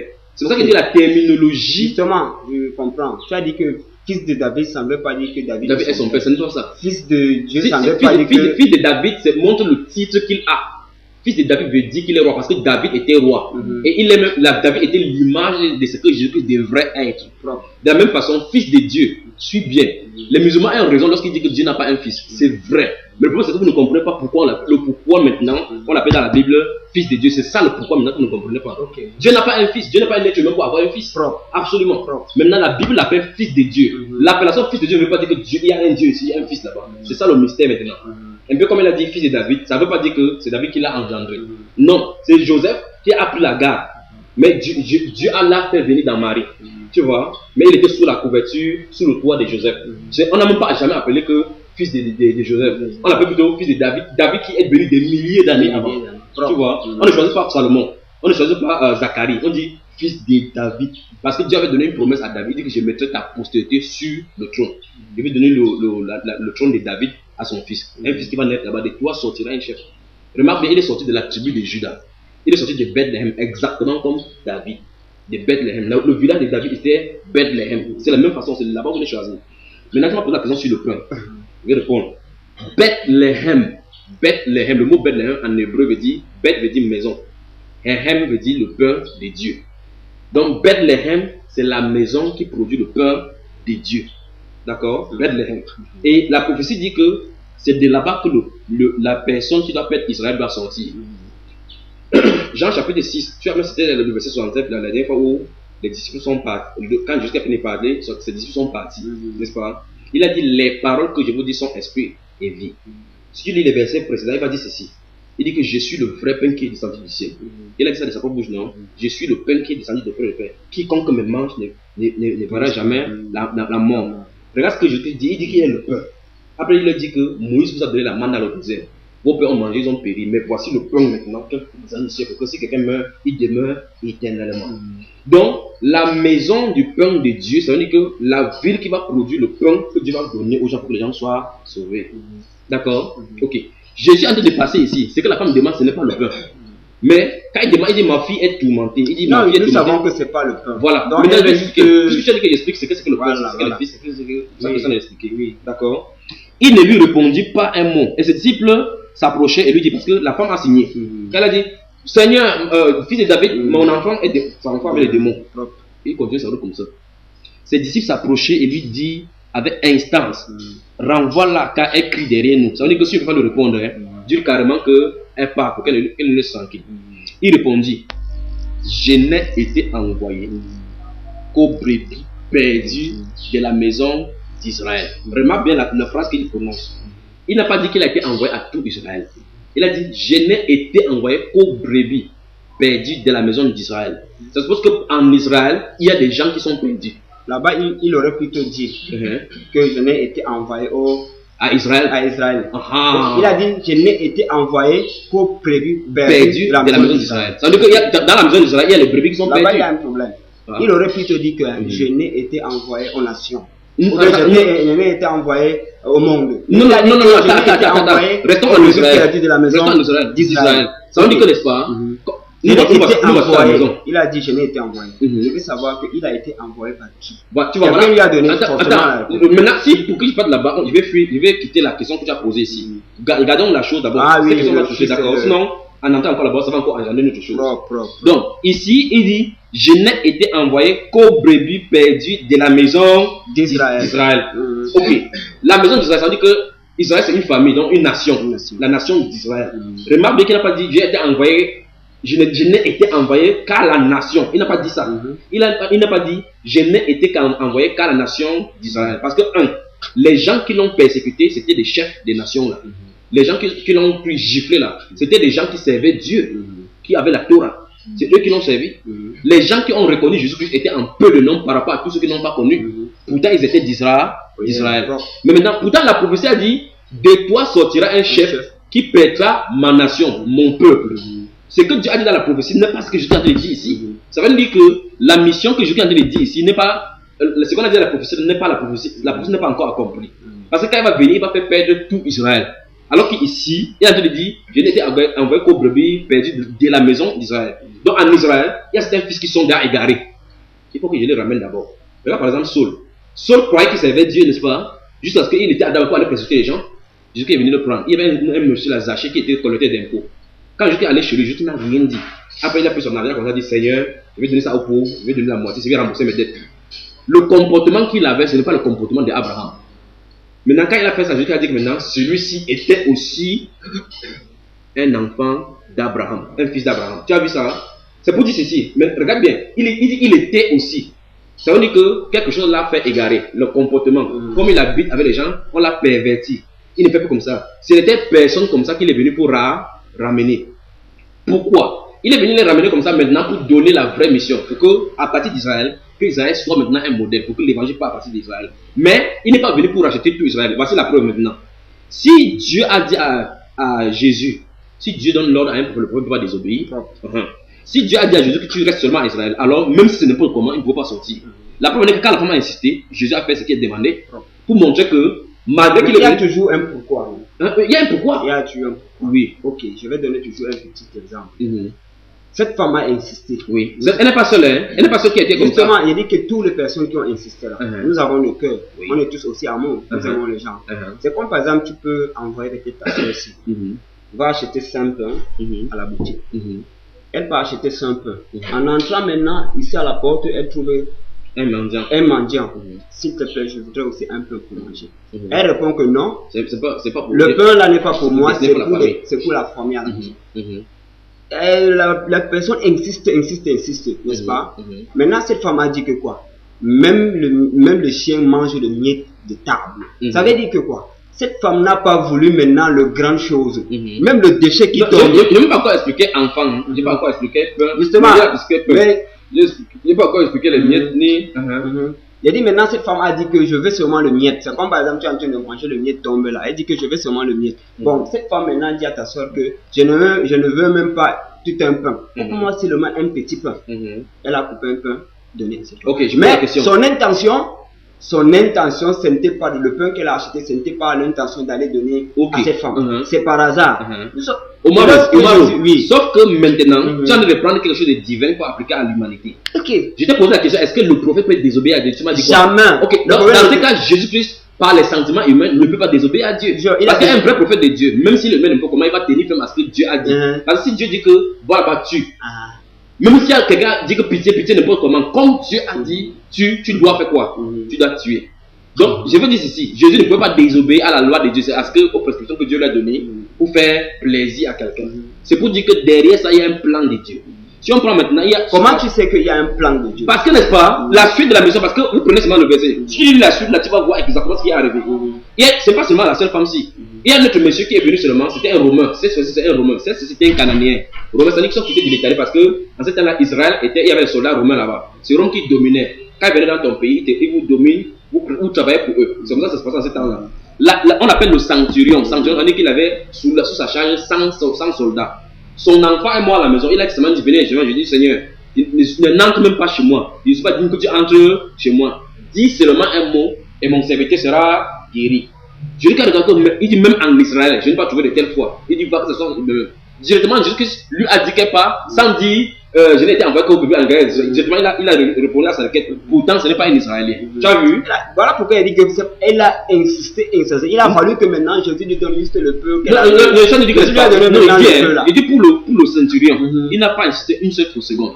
Il n'a même pas insisté une seule seconde. Jusqu'à ce qu'il a fait. C'est pour dire ceci. La mission de Jésus. Jésus. Je veux savoir pourquoi cette femme, il a fallu qu'elle insiste d'abord. Oui. Jésus est bon, il est amour, non? Lorsque quand les gens le demandent, qu'il donne sans toutefois poser des questions. Mais pourquoi cette femme, il a fallu insister, c'est pour qu'il donne même le petit. Ok. Pourquoi il veut savoir? Tu veux savoir pourquoi il a insisté, pour qu'il donne le petit? Il a insisté. Pourquoi il a insisté? Parce que Dieu veut qu'on en vienne avec lui avec persévérance. Persévérance. Ce n'est pas le fait que ce soit cette femme-là. Si elle lit, permets-moi de lire quelque chose. Chapitre 18 de Luc. Regarde bien. Jésus leur adressa une parabole pour montrer qu'il faut toujours prier et ne point se relâcher. Tu vois, il dit que Jésus veut montrer à ses disciples que là où vous êtes là, priez toujours sans vous relâcher. Donc tant que la chose n'est pas venue, continuez à prier. Il dit, il y avait dans une ville un juge qui ne craignait point Dieu et qui n'avait d'égard pour personne. Il y avait aussi dans cette ville une veuve qui venait lui dire, fais-moi justice de ma partie adverse. Pendant longtemps, il refusa. Mais ensuite, il dit en lui-même, quoique je ne crains point Dieu et que je n'ai d'égard pour personne, néanmoins, parce que cette veuve m'importune, je lui ferai justice, afin qu'elle ne vienne pas sans cesse me rompre la tête. Le Seigneur ajouta, entendez ce que dit le juge inique. Et Dieu ne fera-t-il pas justice à ces élus qui crient à lui jour et nuit? Il dit, et tardera-t-il à leur égard? Je vous le dis, il leur fera promptement justice. Tu as vu? Donc, jusque c'est un enseignement qui veut donner à ceci que quand tu demandes quelque chose, c'est un peu comme si tu étais à la barrière tout à l'heure là, tu as fait comme une fois. Quelqu'un peut entendre le nom, on dit ah, qui est là? Après, si tu n'insistes pas, là, je continue à faire la chose que je suis en train de faire. Plus tu insistes, plus ça attire mon attention. Tu comprends pas cela? Donc, jusqu'à laisser seulement tout simplement ça pour montrer la persévérance dans la prière. C'est pas parce qu'il voulait leur refuser de faire. Parce qu'il a dit le salut vient d'Israël. Deuxième femme encore, on va prendre une autre femme, une femme prostituée. La Bible déclare qu'elle était samaritaine, elle n'était même pas juive. Elle était à côté d'un puits. Jésus allait dire, femme, donne-moi de l'eau à boire. La femme était étonnée parce qu'elle sait très bien normalement que les juifs n'ont pas de relation avec une autre personne. Remarque Jésus qui quitte le territoire d'Israël, elle part vers une femme qui n'est même pas Israël. Tu vois, elle lui demande de l'eau. Normalement, un juif ne peut pas faire ça. Jésus qui va lui montrer ceci. Il est venu briser les barrières, les divisions qu'il y a entre les juifs, chrétiens, musulmans et autres. Jésus qui n'est pas venu pour ça. Jésus qui est venu réconcilier les gens. Tu comprends pas, non? Jésus qui ne fait pas de barrières. Donc il dit à cette femme-là, donne-moi de l'eau. La femme dit non. Comment toi qui es juif, tu oses me parler, moi qui suis musulman? Vos pères disent que c'est là-bas que vous devez adorer à Jérusalem. Nos pères disent que c'est sur la montagne qu'on doit adorer. Donc voilà deux églises différentes, deux pensées différentes, deux façons d'adorer le même Dieu. Jésus lui a dit que femme, si tu savais vraiment qui est devant toi, c'est toi le premier qui doit venir à lui pour qui te donne l'eau qui va vivre éternellement. Il a dit, monsieur, donne-moi cette eau-là. Quand Jésus a commencé à lui parler, il lui a dit que je vois que tu es prophète. Quand le Messie viendra, c'est celui qui lui a dit. Jésus lui a dit clairement que je le suis. C'est l'une des personnes à qui Jésus a dit directement que je suis le Messie. Tu vois? Mais ce que je t'ai montré, c'est que, remarque bien, la femme n'a pas insisté. C'est Jésus qui a commencé le débat. C'est Jésus qui a attaqué. Mais elle n'était pas Israël. Mon cher Omar, c'est pour te dire que Jésus montre par là qu'il y a une porte d'ouverture que Dieu a préparée pour les gens des nations. Il allait vers les Samaritains, vers les Cananéens, il allait vers les Romains, qui est le centurion. Tu as vu cela? Parmi même le peuple. Le jour qu'il allait à la croix, regarde bien, le jour qu'il allait à la croix, on dit qu'il y a un monsieur qui rentrait de son champ. On l'appelle Simon de Cyrène. Cyrène, c'est la ville de Libéron, c'est un Africain. On l'a forcé à porter la croix de Jésus. Donc la croix de Jésus a été portée même par un Africain. Pour dire clairement que... Mais ça, tu as dit qu'on lui a forcé. Quand on te force, on lui a forcé, c'est pas dans sa volonté. Mais il dit ceci, n'est-ce pas? Moi aussi, je peux sortir là, quelqu'un me force parce que je vais citer ceci. Pour la paix de mon âme. Je vais citer ceci. Quand tu lis la suite de l'évangile, quand Jésus est parti, ce monsieur-là a cru et sa famille. On parle des fils de Simon, des Cyrènes. Il y a des Africains parmi. Je prends encore un autre exemple. Il y a un émir éthiopien qui était le ministre des Finances de l'Éthiopie, qui rentrait de Jérusalem. Il disait le prophète Isaïe. Dieu a enlevé Philippe en voyant le désert que va prêcher. Il est venu vers son chat, il a dit que, homme, est-ce que tu comprends ce que tu lis? Il dit que qui peut m'expliquer? Comment il peut comprendre si quelqu'un ne m'explique? Celui-là c'était un Africain, un Éthiopien. Voilà d'où est né maintenant les chrétiens de l'Éthiopie. C'est pour dire maintenant que quand Jésus-Christ vient, le verset que tu as dit que sur toi va sortir un chef qui va naître, qui va peut être mon peuple, sa mission n'a même pas encore commencé. Parce qu'on a dit qu'il dominera sur Israël. Or maintenant, c'est pas lui qui domine en Israël. On est d'accord. En Israël même, l'Israël même ne l'a même pas reconnu. Voilà pourquoi la Bible dit qu'il est venu chez les siens. Les siens ne l'ont point reçu. Les siens, les juifs, ne l'ont point reçu. Il était posé aussi la question par rapport à ça. Oui. Hein? Que pourquoi ils n'ont pas reçu? Il y a plus de 6 000, 8 000 juifs Qui l'ont reçu par rapport à tous les 2 millions qui étaient. Oui. N'est-ce pas? Oui. Les gens qui l'ont cru et les gens qui n'ont pas cru. Oui. Les gens qui n'ont pas cru sont peu par rapport aux gens qui l'ont cru. Hein? Oui. Les gens qui ont cru, les gens qui ont cru, les juifs qui l'ont cru. Parce qu'il y a Uh-huh. beaucoup de juifs qui l'ont cru, ils sont tous morts. Maintenant, ce qui reste là, ce sont les juifs qui ne l'ont pas cru. Mais attends. Mais les gens qui l'ont cru, Mhm. comme tu m'as dit la dernière fois, le Coran a dit que Ceux qui vont croire seront au-dessus de ceux qui l'ont croient. Ce sont les juifs qui l'ont cru. Je dis, Ça hein. ne veut pas dire que tout le monde entier qui l'ont Bon, je cru. dis, hein. Uh-huh. Prenons le territoire des juifs. Mhm. Sur quoi tu te bases pour dire que ceux qui ont cru en Jésus-Christ sont en grand nombre par rapport à ceux qui n'ont pas cru? Justement parce que la Bible, cette Bible m'a dit qu'il y a plus de 8 000 juifs qui l'ont cru. À quel Tous les moment? 6 000 et 8 000 juifs qui l'ont cru. Ça, c'est après que Jésus soit allé au ciel. Oui, mais Mhm. maintenant là, ceux qui ne le croient pas, Mhm. parce qu'à l'heure actuelle, il y a toujours les juifs qui croient en Jésus. Non, ils sont absolument peu. Je très dis peu qu'il y en nombreux. a toujours les juifs. Oui, il y a toujours Peut-être ces c'est juifs. toi qui veux faire croire que ces gens-là ne croient pas, mais eux, ils savent qu'ils croient en Jésus. Non. Oui, Ah, c'est toi qui le justifie. Non, je sais que tu dis quelque Moi chose. je te dis que moi je crois en Jésus, toi non, toi tu ne crois pas en Jésus. Juste- Qu'est-ce que tu en sais? Mais attends, comment tu peux. Jésus qui a laissé quelque chose. Oui. Jésus qui a dit ceci. L'apôtre Jésus-Christ a dit le sacrifice qu'on coupait, Mhm. les moutons qu'on coupait là, Mhm. symbolisait Jésus qui devait venir. Mhm. Quand Jésus vient déjà, on n'a plus besoin de ces sacrifices. sacrifices. On se comprend? Mhm. S'il continue à faire ces sacrifices, Mhm. voilà pourquoi Jésus a dit à ses disciples que méfiez-vous des levains des pharisiens. Mhm. Tu vois un peu comment? Et après, il a dit les enseignements des pharisiens parce qu'il nous dit ils ne le font pas. Tu vois pas cela? Il dit que je suis venu pour accomplir, pour affranchir les gens de la loi. Mhm. La Bible déclare que comme la loi est venue par Moïse, la grâce et la vérité sont venues par Jésus-Christ. Mhm. Jésus a dit, de même que Moïse a élevé le serpent dans le désert, de même le Fils de l'homme sera élevé afin que tous ceux qui doivent venir à lui soient sauvés, n'est-ce pas? Oui. Jésus a dit que parmi les Juifs maintenant, Mhm. il y a certaines personnes qui croient en Jésus-Christ, ils ont la Torah et l'évangile. Les Juifs qui n'ont pas que les Juifs orthodoxes, le judaïsme a seulement la Torah, ils n'ont pas l'évangile. Parce qu'ils ne croient pas que celui qui était venu qu'on avait tué là-bas était le Messie. Oui, merci. Pour le moment, ce catégorie-là, ils sont en train d'attendre le Messie. Mm. Maintenant, parmi donc les Juifs qui croient au Messie, qui attendent le Messie, ils sont en plus grand nombre. Parce que Jésus était venu pour choisir un petit nombre de Juifs qui vont croire en lui. Et à partir de ce groupe-là, il va les envoyer dans les nations pour prêcher, pour annoncer la bonne nouvelle maintenant, pour que le salut devienne accessible à tout le monde entier. Mm. Sinon, la Bible ne devait pas être ici. Qu'est-ce que j'ai à voir avec la Bible des Juifs? Qu'est-ce que moi, qui suis camerounais noir, j'ai à foutre avec la Bible des Juifs? Parce que certaines personnes disent que ça c'est la tradition des... Bon, ça c'est même pas les musulmans qui disent ça, ça c'est les blancs. Quand les gens veulent pervertir, ils disent que ça c'est les blancs qui ont écrit quelque chose. C'est pas les blancs. Qu'est-ce qu'il n'y a pas l'avantage des blancs là-dedans? Jésus dit celui qui croit en moi a la vie éternelle. Je crois en lui, j'ai la vie éternelle. Ça que je vais avoir avec un blanc. Qu'est-ce que tu as à foutre avec cet ordinateur? Avec quoi? Cet ordinateur. J'espère que tu comprends. J'espère que tu Je comprends, mais je pose. Je dis ça pour travailler tout, n'importe quoi. Pour travailler, non. Oui. Est-ce que cet ordinateur est venu de chez nous? Non. d'Afrique? Non. C'est venu de chez les Blancs, oui. Bon, mais c'est pas parce que la Bible est venue maintenant un peu partout dans le monde, ça veut dire forcément que cette Bible-là, on va la croire. Ah, même les livres qu'on ne croit pas, les judaïsmes, le bouddhisme, Uh-huh. si tu cherches, il y en a toujours. Uh-huh. Oui. Mais ne c'est la me dis pas différence. que qu'est-ce que tu as à foutre. Mm. C'est la même chose que qu'est-ce que tu as à foutre. Non, ça le dit, tu n'as pas compris ce qu'on a dit. Je comprends. Je dis que Mhm. quand les gens disent que la Bible c'est pour les Juifs, que ce sont les blancs qui ont écrit, Mhm. est-ce qu'il y a l'avantage d'un blanc là-dedans? Il y a un verset ici qui donne un avantage, s'ils croient ça. Mais dans les blancs, D'après toi, Mhm. qui ont écrit cette Il y a Bible? 44 auteurs qui ont écrit Justement, cette qui ont écrit la Bible, n'est-ce Oui. pas? Maintenant, là, comme la forme ici, maintenant, là, Mhm. on a fabriqué cette Bible. C'est Oui. les qui ont fait. Mais Ok. c'est pas quand même les 44 que eux, ils ont écrit dans un C'est papier. voilà, c'est les Juifs qui ont fait ça. Les Et Juifs qui ont écrit en les Jésus. Juifs, on les appelle pas les blancs. Si on appelle les blancs sont les Européens. Mais Les Juifs ne sont pas les blancs. un blanc est égal à un blanc, que ce soit juif, tout, blanc. Et les blanc. rouges alors, ceux qui Hein? sont en Inde qui sont rouges. Ils Mais n'ont- là-bas, c'est pour dire que ce n'est pas la couleur qui est le problème. La personne qui a pris Parce que tu me dis que ce ne sont pas les blancs. Si ce n'est pas les blancs qui ont donc écrit, ce sont les Ok, blancs. ok, mais juste là, prenons le juif. Mhm. Quel est l'avantage d'un juif pour que je croie en Jésus? Hein? Si c'est comme c'est juste Jésus qui a écrit, n'est-ce pas? Voilà pourquoi j'ai L'apôtre dit Paul. l'apôtre Paul lui-même Mhm. il dit que hein, Mhm. vous êtes qu'est-ce qu'il a même dit? Il a dit que bon, il a dit que vous êtes les nations qui croient autrement à votre non, ouais, même la partie là j'ai oublié. Tu voulais dire quoi par exemple?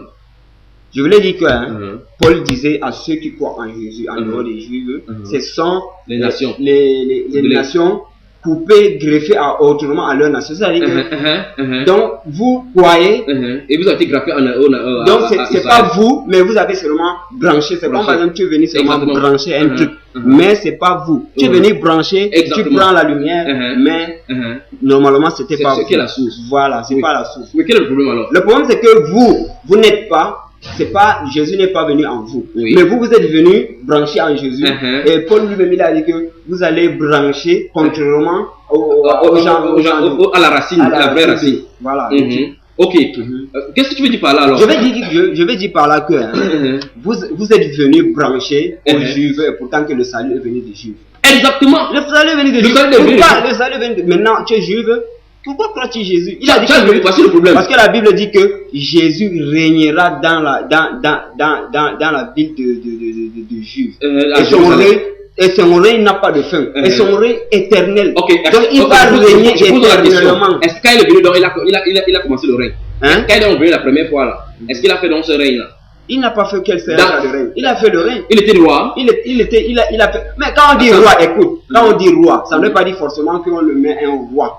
Le roi, ça veut dire que, comme la Bible dit qu'il est le chef. Mais ça veut dire qu'il est le chef, c'est un guideur de trucs. Donc il va régner, il va leur guider jusqu'à guider les Juifs. Maintenant, les Juifs là, pourquoi s'il doit guider les Juifs? Pourquoi les Juifs ne croient pas en lui? Mais c'est pas tout. Il t'a dit que c'est pas tout. Non, les Juifs. Dieu a dit qu'il va guider ma nation. Il a guidé les Juifs. Mais parmi les Juifs, il y a les Juifs qui ne vont pas le croire. Mais Dieu a dit tout Israël sera sauvé. Dieu a dit tout Israël. Justement, mais parmi toutes les prophètes que Dieu a envoyés, il y a ceux qui l'ont croient, il y a ceux qui l'ont cru à Jésus. Non, à tous les prophètes de Dieu. Quand Dieu envoie un prophète, sûrement il y a toujours une division. Il y a ceux qui vont croire, il y a ceux qui ne vont pas croire. Et c'est la même chose que Jésus. Non. Il y a ceux qui l'ont cru. Pour ce qu'on vient de lire là, il dit, n'est-ce pas? Il a bien dit que brebis perdu. Donc ça veut dire que les gens qui ne vont pas le croire. Est-ce qu'on a de discuter pour comprendre la vérité? Pour comprendre justement. Puisque tu as dit, j'étais bien été montré que ce qu'on a lu ici, ce que tu as lu comme prophétie là, il a dit qu'ils vont perdre mon peuple.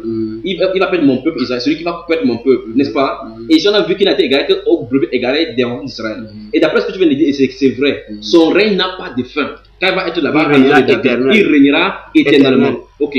Maintenant, il faut qu'un temple soit construit. Ils sont t'expliquer qu'il a deux missions. Il va encore revenir et sera à Jérusalem. C'est à ce moment-là qu'il sera roi d'Israël. Et tout Israël doit le reconnaître. Tous les Israéliens vont le reconnaître. La première fois, la fois qui vient, c'est pour prendre quelques brebis qu'il va utiliser comme les premiers missionnaires pour qu'ils envoient donc la Bible ailleurs. La première fois que tu cites là, Jésus a choisi Pierre qui est à côté de lui. Après, il choisit Paul. Les deux sont les Juifs. Maintenant, il utilise l'apôtre Paul pour écrire aux païens. Pourquoi? Parce que l'apôtre Paul avait fait l'étude chez les Romains.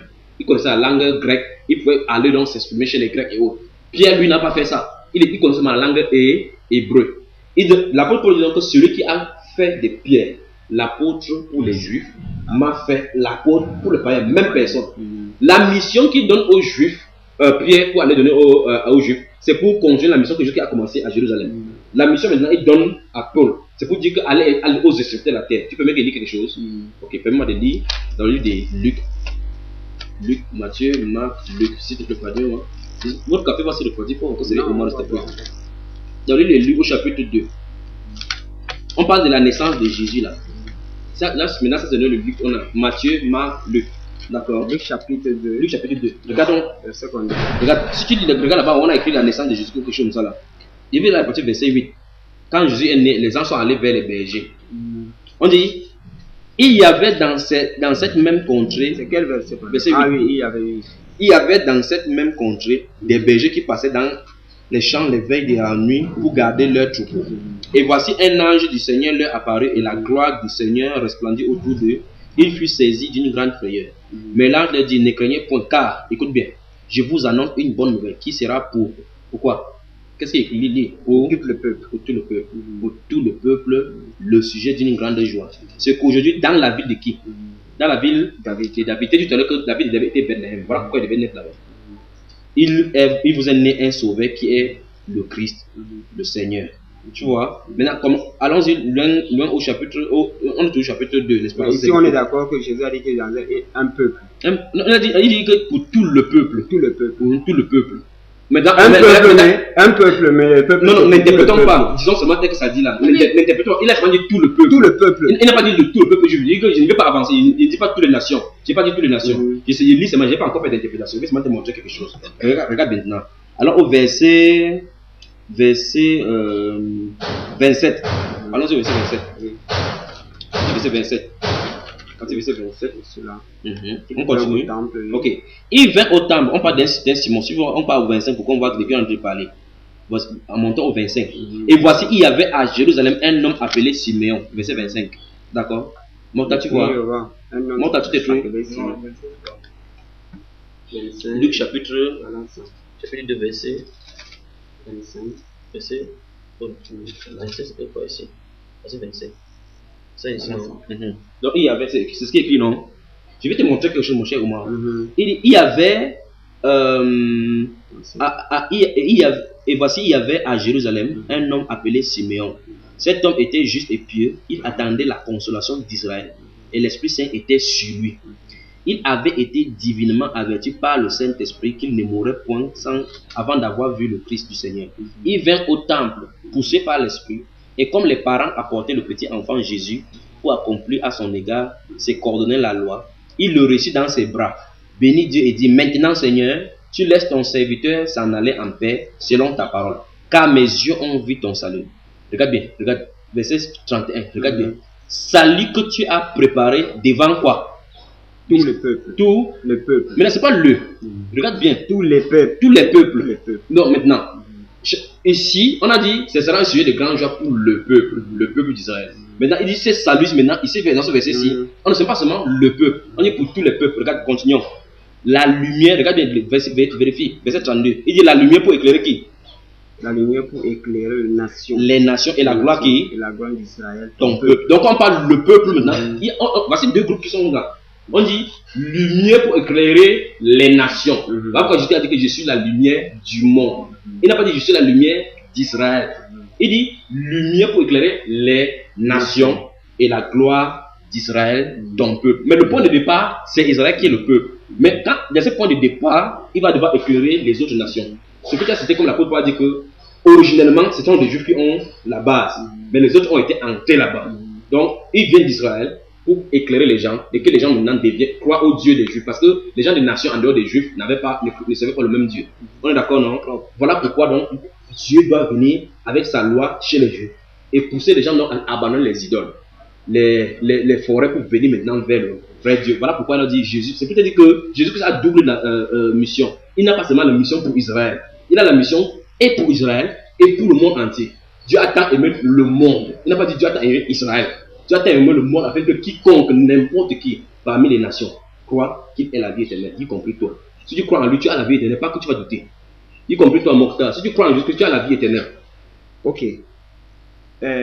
Ok, est-ce qu'on est d'abord d'accord que Jésus a deux missions, donc il faut pas qu'on confonde. Oui. Ok. Mais Jésus aurait plutôt répondre à cette femme-là, la femme cananienne là, que il a dit, je n'ai été envoyé au brebis perdu. Il aurait plutôt pour la première mission. Il aurait plutôt dit à cette femme que attendez, peut-être moi aussi je vais venir. Non. Est-ce qu'il est là pour expliquer? Il a dit point. Il s'est arrêté là, n'est-ce pas? Oui. Il a dit pour pousser que sa foi continue. Pour payer perdu de la maison d'Israël. Point. Et pour pousser que la foi il a dit ça pourquoi on n'a pas toujours parti. Il a dit, malgré qu'il a dit ça, on n'a pas toujours parti. Parce qu'il a besoin de quelque chose. Justement, parce que la femme a besoin de quelque chose. C'est sa persévérance. Remarque bien, Israël est sauvé par la grâce de Dieu. Dans la nation, quand Dieu vient là-bas, il faut qu'on use. Mais lorsque Jésus lui a envoyé les gens, il aurait plutôt dit que allez, faites prêcher gratuitement si les gens persévèrent. Mais il n'a pas dit que si les gens persévèrent, mais allez seulement prêcher. Oui. Non, regarde, je vais dire ce que tu viens de citer là maintenant. Parce que l'ordre des missions, ça c'est la première fois qu'il envoie des 12 disciples. Parce qu'il envoie les disciples 2 fois. La dernière fois, il a encore dit ça. Première fois, quand il était encore avec eux, il les a envoyés 2 à 2. Et il a dit clairement, il dit, allez plutôt vers les brebis perdues de la maison d'Israël. Pas tous les brebis. Vers les perdus brebis. Et parmi Israël, il y a des gens qui sont déjà perdus. Il y a des gens qui ne sont pas encore perdus. Allez vers ceux qui sont éloignés. Allez les faire d'abord revenir à Israël. Pour qu'ils comprennent. Ceux qui ne sont pas perdus sont avec lui. Ils sont effectivement avec lui. Parce que Nicodème, il y avait des gens dans la synagogue là-bas qui croyaient vraiment en lui, mais il se calme. Tu comprends un peu, non? Maintenant, voici ce qu'il dit. Voici la première mission qu'il a envoyée. La deuxième mission qu'il va envoyer maintenant aux disciples, il va dire allez. La dernière fois, il vous a dit allez par seulement au peuple d'Israël. Maintenant, il dit, maintenant, à la fin, quand il quitte la scène, parce qu'il était avec eux, il dit, verset, il dit, allez, faites de toutes les nations des disciples, les baptisant au nom du Père, du Fils et du Saint-Esprit, et enseignez-leur à observer tout ce que je vous ai prescrit. Et voici, je suis avec vous tous les jours jusqu'à la fin du monde. Tu vois qu'ici, quand il était sur la terre, il a envoyé que allez d'abord faisons les premières missions pour lesquelles je suis venu. Pendant qu'il avait là quitté la scène, il dit ok, maintenant je vous laisse dans le rôle de faire donc le reste de la mission. C'est lui qui devait d'abord établir le témoignage à Jérusalem. Voilà maintenant pour Jérusalem, pour que ça soit établi, il faut d'abord qu'il envoie dans ses disciples. Donc, comme par exemple quelqu'un vient dans le Cameroun, si un entreprise va venir ici, il peut faire d'abord une base quelque part. Il commence à regarder le marché, peut-être à Douala, peut-être à Kumba, aller faire des choses. Donc maintenant, à partir d'ici, maintenant, il peut aller partout. C'est exactement ce que Jésus a fait. Donc une autre chose encore, c'est ceci. Il faut regarder qu'il a envoyé les disciples 2 fois. La première fois, il les a envoyés, va aller d'abord chez Israël, chez les Israéliens, pour qu'ils connaissent. Maintenant, regarde Jésus. Quand Jésus va quitter la scène, pendant qu'il est allé à Jérusalem, il va commencer à dire Jérusalem, toi qui tues les prophètes, n'est-ce pas? Toi qui rejettes tous ceux qui sont venus. Il dit que voici ta maison te sera restée déserte. Il dit combien de fois ai-je voulu te rassembler? Il dit maintenant voici le haut jour du jugement. Tyr et Sidon, là où la femme l'a sorti, la femme là qui était la femme de Tyr et Sidon. Il dit Tyr et Sidon seront traités moins rigoureusement que vous. Car si les miracles qui ont été faits au milieu de vous avaient été faits à Sidon, ils se seraient repentis. Après il va dire malheur à vous, Capernaum. Capernaum c'est sa ville. Capernaum, il n'a même pas fait un miracle là parce qu'il ne croit même pas à lui dans sa propre ville. Il dit malheur à vous, Capernaum. Malheur à vous, Capernaum. Est-ce que tu seras élevé jusqu'au ciel? Il dit non, tu seras rabaissé jusqu'au séjour des morts. Parce que les miracles qui ont été faits au milieu de vous, c'est que tu as vu sortir au milieu de toi. Si ça avait été fait à Sodome et Gomorrhe, tu connais Sodome et Gomorrhe. Là, on avait fait le mot sexualité, Dieu avait vu. Il se serait repenti. C'est pour dire, Dieu a fait la grâce à Israël. Israël n'a pas mérité n'importe quoi. Dieu pouvait choisir les Camerounais, il pouvait choisir les Égyptiens, mais il a décidé de choisir les Juifs. On ne peut pas discuter ça avec Dieu. Alors maintenant, c'est de là que devait partir que je veux citer pour qu'on comprenne que Dieu avait une première mission. Il n'est pas venu en tant que roi.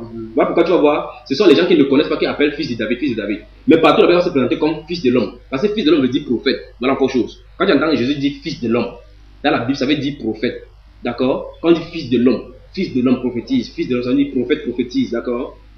Maintenant, fils de Dieu ne veut pas dire l'enfant de Dieu. Ce n'est pas ça que ça veut dire. Donc Jésus-Christ est venu pour 2 missions. Première mission, rétablir la vérité et donner le salut. On dit source de salut, de lumière pour les nations. Quand il dit lumière pour les nations, ça suppose que les nations étaient d'abord dans les ténèbres. Il est venu leur faire apprendre. Il dit, je suis venu faire connaître mon Père. Seigneur, je leur ai fait connaître ton nom. Ils étaient au milieu de moi. Ils étaient pour toi, tu me les as donnés. Je te les remets maintenant entre tes mains. Donc, je suis venu pour faire éclairer les gens. Donc, s'il te plaît, Ousmane et mon cher Mokhtar, Jésus n'est pas venu pour les chrétiens. Il faut qu'on soit clair. Il n'est pas venu pour les juifs seulement. Le salut est pour tout le monde entier. Juifs, grecs, arabes, mosopotamiens et tout le monde. Je vais répondre à cette question. Lorsque Jésus dit à ses disciples, allez dans les nations, prêcher à tous ceux qui ont cru, n'est-ce pas? Allez, voilà pourquoi il a été dit qu'il y a toujours aller chez les qui. C'est toujours précis. Allez chercher les juifs qui sont dans la diaspora. Ça, c'est la diaspora des juifs. Justement, même dans l'acte là, l'acte des apôtres, lorsque la fête de Pentecôte arrive là, les juifs quittent dans toutes les nations. Ce n'est pas seulement les juifs. Ce n'est pas seulement les juifs. Pourquoi est-ce que les juifs sortent là-bas? Ce n'est pas seulement les juifs. On a bien dit qu'il y avait les nations. Il a dit toutes les nations. La dernière fois, on a lu ça, n'est-ce pas? Il avait dit, je suis passé devant moi, il a dit Crétois, Arabes, Mésopotamie. Mésopotamie, c'est l'Irak. Il dit tous ceux qui sont là-bas, nous les entendons parler en notre propre langue. Les Juifs ont une seule langue, l'hébreu. Il n'a pas dit qu'on entend parler en langue. Il dit les gens ceux qui parlent là ne sont-ils pas galiléens? Ceux qui parlent la langue galiléenne, c'est-à-dire la langue hébreu. Il dit mais comment les entendons parler en notre langue? Arabe ne parle pas l'araméen ni l'hébreu. Donc ça veut dire que ce n'est pas seulement les Juifs qui étaient à Jérusalem. Jérusalem, c'est un site comme à Wall Street, comme on appelle un grand marché international. C'est pas seulement, si c'est au Cameroun, par exemple, le marché de l'Opomsi, c'est pas seulement les gens de l'Opom qui sont là-bas. Donc si quelque chose arrive là, on commence à parler, comme par exemple dans la zone, c'est la zone de Bassa, il commence à parler, on va dire, mais ceux-ci, le village c'est Bassa, commence à parler Bamileke, tu vois un peu cela. Donc ça veut pas dire que comme c'était la fête des Juifs, la fête là était accessible à tout le monde. Et on a bien dit, il y avait les Arabes, les Mosopotamiens, Mèdes, Perses. Perses, ce sont les gens de l'Iran. La Perse c'est l'Iran. Les Iraniens étaient là-bas. Et là, Dieu a donné que les disciples parlent toutes les autres langues pour prêcher les bonnes nouvelles. 3000 personnes avec lui. 3000 personnes. Deuxième fois, 5000 personnes, ça peut être déjà 8000. Et 8000 là, ce n'est pas seulement, parce qu'on comprenne, ce n'est pas seulement les Juifs seulement qui avaient cru. les gens qui étaient devenus dans d'autres nations ont cru. Ils sont donc rentrés dans leur maison, ils ont changé de comportement. Ceux qui adoraient les crânes n'adoraient plus. Parce qu'ils ont connu maintenant qu'il y a un vrai Dieu. Le christianisme a commencé à se répandre. C'est ce qui s'est passé. Ok. Lorsque moi je dis. Maintenant, il faut la question. Premièrement, poser la question. Est-ce qu'avec ça maintenant, tu comprends maintenant que la même porte est ouverte pour les musulmans, pour les non-chrétiens, pour les nations, pour tout le monde, y compris toi qui es devant moi, y compris mon cher? Non. Moi, je sais que Jésus est venu juste pour tout. C'est pas justement là, il faut que Mokta parle maintenant. On a parlé tout à l'heure là qu'il était la lumière pour les nations et pour le peuple d'Israël. Justement, parce que les gars, c'est ta façon d'expliquer. Non, j'ai pas expliqué quoi que ce soit. Il a dit Israël. Je t'ai dit que c'est la diaspora des Juifs. Allez chercher les Juifs qui sont dans la diaspora. Non, attends. Ils sont hors Jérusalem. Le premier, le jour qu'il est né, on ne parle pas de sa mission. J'ai dit ceci. Je vais encore relire ça pour qu'on puisse voir. Luc chapitre 2 là. Luc chapitre 2. C'est pas croyable. Omar, tu veux me tourner au carrefour de ma maçon. Non, tu me tournes au carrefour maçon. Regarde, on relit ensemble. Ça, c'est quand Jésus est né, il est encore dans le berceau. Oui. Le monsieur là, Dieu lui avait donné la promesse que, comme tu es pieux, je te fais la promesse que tu vas voir le chef d'Israël dont je parlais avant de mourir. Il vient au temple, Marie était là avec l'enfant entre les mains, parce qu'il est venu présenter l'enfant. Il porte l'enfant entre ses mains comme ça. Regarde bien ce qu'il dit. Je vais encore relire. Il dit, car mes yeux ont vu ton salut. Salut que tu as préparé devant tous les peuples. Tous les peuples. Si tu es chrétien, ou bien si tu es musulman, que tu sois n'importe où, tu es toujours musulman. Donc, si c'est le peuple musulman, on peut dire les peuples musulmans.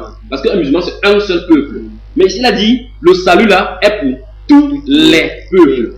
Musulmans, juifs, nations, arabes, n'importe qui, il dit tous les peuples. C'est 1, 2, 3, 4, c'est l'ensemble qui forme les peuples. Quand on prend quelqu'un seul, il est le peuple. On est d'accord? Maintenant, il dit, salut que tu as préparé devant tous les peuples. Regarde, il dit, verset 32. Lumière pour éclairer les nations. Il n'a pas dit les Juifs qui sont dans les nations, il a dit pour éclairer les nations. Et la gloire d'Israël, ton peuple. Cette gloire-là, c'est pour Israël d'abord. Quand on dit Israël, ça veut dire les Israéliens. Maintenant, si Israël est là, si quelqu'un sort de la nation d'Israël, il part même en Amérique, il est toujours d'Israël. Donc, on est d'accord? Donc, que Israël soit dans n'importe quelle nation, c'est Israël son peuple. J'ai dit, ce verset dit, Jésus-Christ n'est pas venu seulement pour les Juifs. On est d'accord? Il est venu pour Israël et pour les nations. Et vous qui êtes devant moi, vous faites partie d'Israël, des nations. On est d'accord? Acceptez le don. Je ne peux pas accepter parce que, les gars, Dieu change toujours ses plans. Est-ce qu'il a changé entre temps? Je dis ceci, il change toujours le plan. Quand il envoie le prophète, quand il envoie une autre prophète encore, il dit, bon, en fait, quand il a, bon, admettons que Dieu a envoyé Jésus dans toutes les nations. Admettons comme ça, j'accepte. Ok. Lorsque maintenant il a envoyé encore le prophète Mohammed, il voulait encore changer, il voulait encore à tout prix que les gens encore changent la manière de prier, la manière de croire. Non, Jésus n'est pas venu enseigner la manière de prier. Il a bien dit, le but pour lequel il est venu, c'est pour être la lumière. Comment tu dis que Jésus n'a pas enseigné la manière de prier? Il n'est pas venu enseigner au peuple comment prier. Attends un peu. Peut-être vous ne connaissez pas la manière de prier. Parce que Jésus lui-même, il a dit dans Matthieu chapitre 6, verset 6, il a dit comment adorer Dieu. Non, attends doucement, Omar. Les disciples lui ont demandé que Seigneur, enseigne-nous à prier. Les disciples, il dit que ce n'est pas sa mission de venir enseigner la prière. Mais on lui a demandé d'enseigner à prier comme Jean-Baptiste, comme Yahya, enseignant ses disciples. Il dit, lorsque vous priez, dites notre Père qui est aux cieux. Je connais ce que tu veux dire, mais ce qu'il veut dire ceci, la mission de Jésus, c'est pas venir enseigner. Tu dis qu'il n'a pas enseigné. Vous avez dit pourquoi? Il n'a pas dit qu'il n'a pas enseigné, il dit qu'il n'est pas venu. Pourquoi maintenant les gens prient alors maintenant? Pourquoi? Comme il n'a pas enseigné aux gens de prier. Non, je ne sais pas ce qu'il dit. Il dit ceci, sa mission ultime n'est pas de venir enseigner comment on doit prier. C'est comment connaître le vrai Dieu. Bon, avant d'avoir connaître Dieu, donc on a connu Dieu. Voilà, maintenant, tu peux maintenant le prier. Donc, comment? la mission principale, donc je veux savoir, parce que nous les musulmans, nous prions, nous avons une façon de prier, n'est-ce pas? Oui. Ok, je vais donc savoir comment est-ce que les chrétiens prient. Ok. Ils prient comment? J'ai regardé. Oui, regarde. Jean chapitre 4. Vas-y, vous que tu réponds avec la Bible. Jean au chapitre 4. C'est la suite de l'histoire de cette femme-là qui était à côté du puits. Donc, c'est là-bas qu'il veut prendre. Jean chapitre 4. Je vais à partir du verset 25. Regarde bien, il dit. Regarde bien, la femme a posé quelque chose à Jésus. Il dit, vous les Juifs, vous dites que c'est. Parce que quand les Juifs étaient là, il y avait seulement un seul temple. Voilà pourquoi les gens devaient venir là-bas. Et Dieu avait dit que c'est là-bas qu'il a révélé son nom. Donc, le lieu de prière était au temple. Les Juifs étaient au temple. En dehors de là-bas, même si tu es n'importe où, comme par exemple vous postulez, vous envoyez la face à la Kaaba, ou à la Kaaba, parce que Dieu a appelé ça le lieu très saint, n'est-ce pas? Que la compassion Allah a appelé le lieu très saint, voilà pourquoi vous priez, vous postulez, vous vous couvez là. Si tu pries ici maintenant, tu vas regarder la direction de la Mecque, on est d'accord? La direction de, pas forcément la Mecque. Pas forcément la Mecque, la direction de quoi? On a dit la forcément de la Mecque. C'est ce qui est écrit dans le Non, il faut comprendre. Quand tu es à la Mecque, les nations de la Mecque vont prier à la direction de la Mecque. Mais nous qui sommes là, il y a une direction que vous choisissez. Non, pas choisir. Tu peux aller n'importe comment. Non, pas n'importe comment. Il y a une direction, mais la direction ne veut pas dire que c'est directement à la Kaaba là-bas. Ok, pourquoi la direction? C'est quelle direction? La direction, c'est la direction de dire que lorsque là où le soleil se lève au Moyen-Orient. Voilà, c'est là-bas que nous allons placer pour prier. Ok, mais ce qui veut dire c'est n'est-ce pas? Les Juifs avaient le lieu de prière qui était à Jérusalem. Les Samaritains priaient sur les montagnes. La femme là-bas lui dit au verset 20, à partir du verset 20. Nos pères ont adoré sur cette montagne. Tu m'as posé la question comment les chrétiens prient maintenant. Je vais te répondre maintenant. Cette femme lui dit, Seigneur, il dit, nos pères ont adoré, nos pères et nos ancêtres ont adoré sur cette montagne. Et vous dites, vous les Juifs, vous dites que le lieu où il faut adorer est à Jérusalem. Tu as vu? Femme, lui dit Jésus, crois-moi, l'heure vient où ce ne sera ni sur cette montagne, ni à Jérusalem, que vous adorerez le Père. Vous adorez ce que vous ne connaissez pas, nous adorons ce que nous connaissons, car le salut vient des Juifs. C'est Jésus qui nous a dit. Mais l'heure vient, et elle est déjà venue, où les vrais adorateurs adoreront le Père en esprit et en vérité. Car ce sont là les adorateurs que le Père demande. Dieu est esprit. Et il faut que ceux qui l'adorent en esprit et en vérité. Donc, les chrétiens adorent Dieu en esprit et en vérité. Dans ce cas, on n'a pas besoin d'un truc comme support. Non, je veux savoir, explique comment vous allez lui l'adorer par l'esprit. Tu veux lui adorer esprit comment? Je vais faire comment? Ok, je vais dire, ok, je comprends. Voici par exemple la maison. Mon père a cette maison-ci. Si je veux lui demander quelque chose, puisque je sais que mon père, j'ai une relation avec lui, je vais au devant de lui. D'accord? Je lui demande ce que je suis en train de demander. Dans ces gens, comment en étant debout, assis, à non, mais il peut pas n'importe quoi. Moi, ça dépend. Regarde, la position maintenant importe. Moi, quand je vais prier Dieu, je me couche souvent.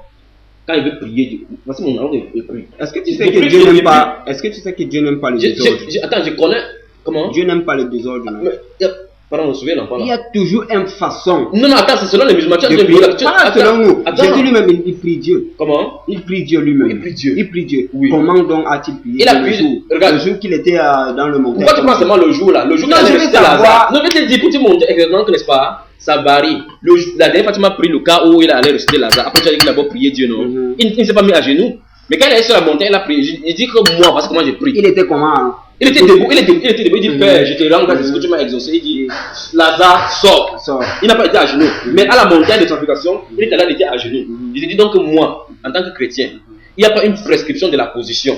Mais quand tu connais que Dieu est grand et que toi tu es humble, et que toi tu es un créature, un chrétien, je me mets à genoux pour montrer que je suis le signe de la soumission. Donc très souvent j'ai pris comme ça. Je suis posté là devant Dieu. Très souvent je me couche pour m'humilier encore davantage pour montrer que je ne suis rien devant Dieu. Mais comment est-ce que nous les musulmans adorent aussi comment? Vous adorez de temps en temps, vous faites vous mettez la ok, il y a un problème là. Lorsque Dieu envoie le messager, il y a toujours les façons de prier. Il y a le messager d'avant qui priait étant debout. Il y a les autres qui priaient étant courbés comme ça. Il y a les autres qui prient étant la prosternation. N'est-ce pas? Bon, je t'ai dit la dernière fois que Dieu dit que j'ai parachevé la religion. Donc il a fini. Maintenant les gens qui font comme ça, donc ça veut dire qu'il a pris tout ça là. Il a mis même chose. C'est les musulmans. Il a dit même chose là. Donc maintenant c'est la façon que nous allons prier. Que ce soit donc voilà, on est comme ça. Attends un peu, on est comme ça. Le temps d'avant, on est comme ça. Ah, voilà pourquoi vous faites tout ça. Attends un peu, oui, le temps que les autres faisaient. Donc ça veut dire que, voilà pourquoi il était dit que l'islam a pris de l'ensemble, donc la partie de Adam. Il a fini, globalisé tout ça. Il dit que maintenant, c'est ça en islam. Ok, je te pose la question. Est-ce que tu es baptisé? On est baptisé chez nous. Alors pourquoi? Parce que tu as dit que l'islam a parachevé. La religion de Jésus qui dit que quand tu crois en lui, tu dois te baptiser. On ne baptise pas chez nous. Mais pourquoi tu dois prendre la position de la prière de Jésus? Est-ce que ça, c'est pas la position de Jésus? Parce que tu m'as pas montré une position que Jésus Ah, Tu m'as pas montré, n'est-ce pas? Je t'ai dit ceci, n'est-ce pas? Tu m'as pas Il parle de vous. Voilà, je l'ai dit. Donc, Et tu as dit que les même gars. Abdelmajid lui-même, il a dit. Il a dit aucun chrétien qui peut lui montrer comment est-ce que Jésus a prié. Mais le prophète Mohammed, même qu'il était assis debout, la façon qu'il dormait, la façon qu'il était, tout le monde entier le connaissait. Mais les chrétiens ne le savent pas. On dit seulement qu'on prie. Comment tu vas prier? C'est comme par exemple quelqu'un va te dire, te donne une voiture, te dit que va conduire cette voiture. Tu as vu? Tu vas conduire La ça chose comment ça, encore, voici encore le problème. La dernière fois, il t'a expliqué que le chrétien croit qu'il y a un seul Dieu unique, le créateur des cieux et de la terre. Celui qui a créé toutes choses. Il est invisible, il est indivisible, il va associé à quelqu'un et il n'est pas créé. Il est le créateur. Il n'a été pas créé. Maintenant, les musulmans croient la même chose. Je t'ai dit la dernière fois que c'est la façon d'approcher ce Dieu-là qui diffère. Jésus a dit dans Jean chapitre 14, il dit que si vous demandez quoi que ce soit à mon Père en mon nom, je le ferai. Donc maintenant, suis bien. Quand je vais prier pour demander quelque chose à Dieu, je dis, Seigneur, il pose mon problème. Supposons qu'il y a besoin de l'ordinateur pour travailler, parce que l'ordinateur, il y a besoin de barres. C'est lui qui doit pouvoir, il est le Dieu qui pourvoit. Il est le donateur de toutes choses. Donc, je n'ai pas la possibilité. Il dit, Seigneur, voici, j'ai besoin. Il parle exactement comme il parle à mon père. Père, j'ai besoin de barres pour l'ordinateur. D'accord? Je demande au nom de Jésus. Amen. Voilà un exemple de prière simple. Tu as remarqué la façon que j'ai prié. Maintenant, très souvent, je peux même prier sans ouvrir même la bouche. Je peux prier dans mon cœur. Tu ne sais même pas que j'ai prié. Donc, c'est la position importe vraiment peu. Si tu me dis qu'il y a la position, alors il faut maintenant le lieu. Or, Jésus a dit ici là que ce n'est ni à Jérusalem, ni en Samarie, ou ni sur la montagne qu'on va adorer, que les vrais adorateurs vont adorer Dieu en esprit. Quand on dit Dieu en esprit, ça veut dire qu'à n'importe quel lieu où tu es, tu peux le contacter. D'accord? Donc maintenant, la question qui est posée maintenant, c'est que ceci, n'est-ce pas? Depuis vous m'avez bombardé avec la question, je veux que Mokta parle. Mokta, je peux te poser une question. Là où tu es devant moi maintenant, et la question est valable pour toi, Oumaro. Si aujourd'hui tu meurs, si toi tu meurs maintenant, est-ce que tu es sûr à 100% que tu vas entrer au paradis? Non. Pourquoi? Nul ne peut dire ça. Même Jésus lui-même, il n'a pas dit à ses disciples que vous allez aller au paradis. Je peux lire ce que Jésus a dit. Il va aller lire chapitre 5. Heureusement qu'il est ici là-bas. Regarde bien. Suis. Tu es dans quel livre là? Tu es dans quel livre? Oh, tu veux bon? Non, ça va, Moi, je vois sa question dans la Bible. Il a ouvert la Bible là-bas qui vient travailler. Non, allez-y. Donc, je suis dans Jean chapitre 5. Tu dis que même Jésus ne l'a pas dit. Il va te citer les paroles que tu connais. Voilà. Celui qui croit en moi a la vie éternelle, pas aura. Tu as vu le temps de la vie de verbe? Celui qui croit en moi a la vie éternelle. A la vie éternelle. Voici la différence. Donc, je te dis que c'est la façon d'approcher Dieu. Donc, qui est ça?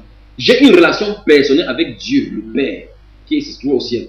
Mais au moyen de Jésus, il y a un seul médiateur, un seul Dieu, et aussi un seul médiateur entre Dieu et les hommes, à savoir Jésus-Christ homme. Comme Jésus-Christ a payé pour la croix. Tu ne peux pas expérimenter ça à moins que tu crois en Jésus-Christ. Il ne dit pas à moins de le reconnaître comme prophète. Ce n'est pas ça qu'il dit.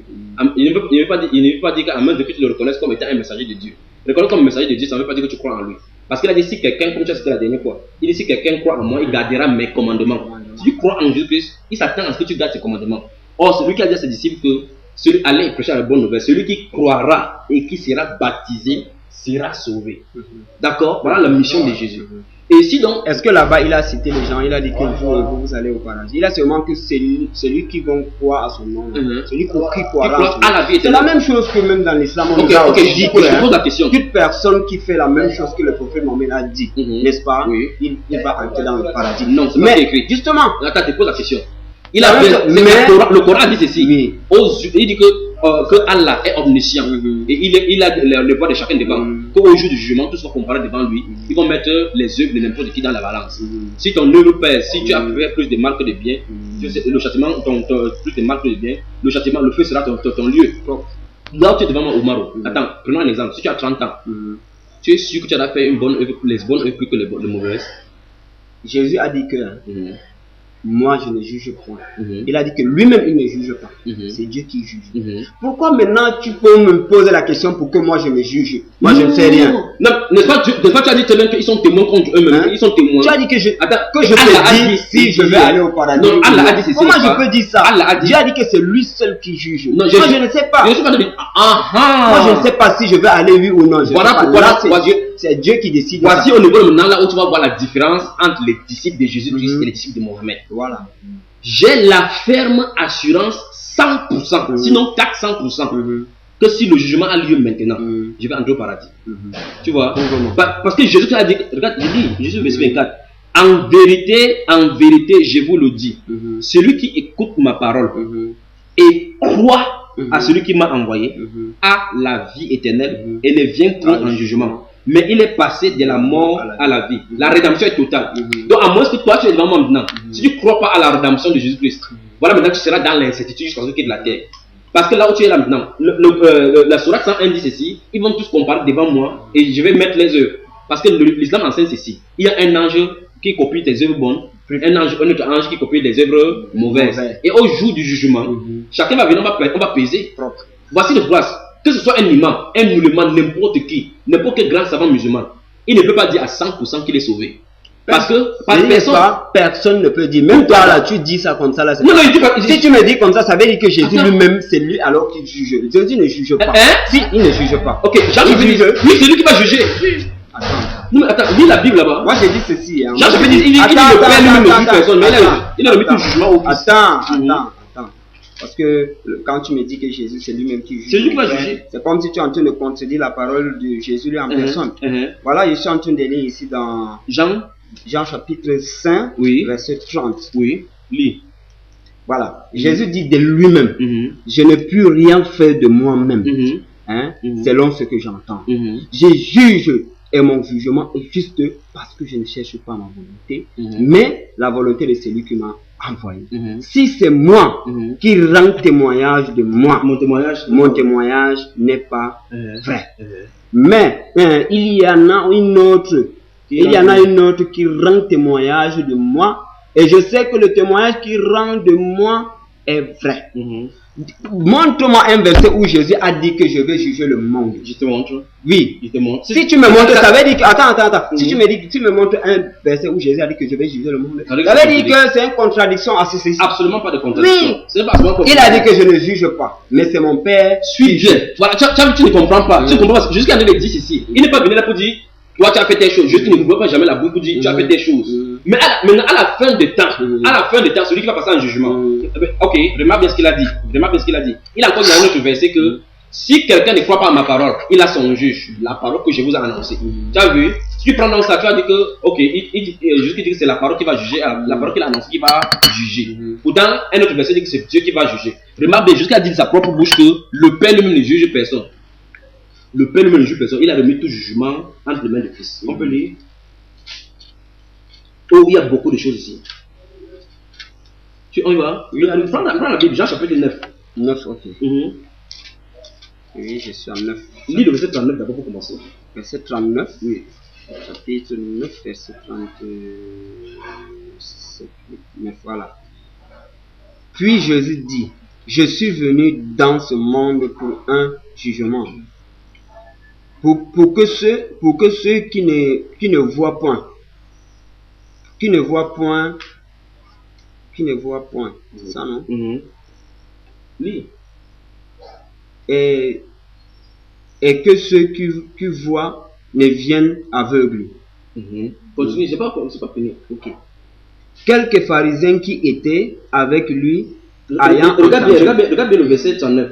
Il dit, puis Jésus dit, je suis venu dans ce monde pour un jugement. Tu vois, tout à l'heure, tu as dit plein que c'est pour dire ceci. Le jugement, il faut comprendre. Le jugement qu'on a parlé, l'islam dit qu'à la fin des temps, il s'agit du jugement dernier. L'islam dit qu'on veut que les gens croient au jugement dernier. L'islam dit que quand quelqu'un croit en Jésus maintenant, là, c'est ce jugement il ne doit plus participer. Or, Jésus dit ici qu'il est venu pour un jugement, il est venu pour une séparation. Pour que si quelqu'un croit qu'il connaît quelque chose, qu'il ne connaît maintenant, qu'il ne connaît plus rien, voilà un jugement qui est là. Alors tu peux savoir maintenant le bien du mal. Mais le jugement de l'éternel parler, c'est le jugement dernier, c'est-à-dire qu'à la fin de toutes choses, la personne qui va s'asseoir là pour juger les gens, c'est Jésus d'après la Bible. Et il m'a dit, lui l'a dit. Allons-y au chapitre 5, on va voir quelque chose.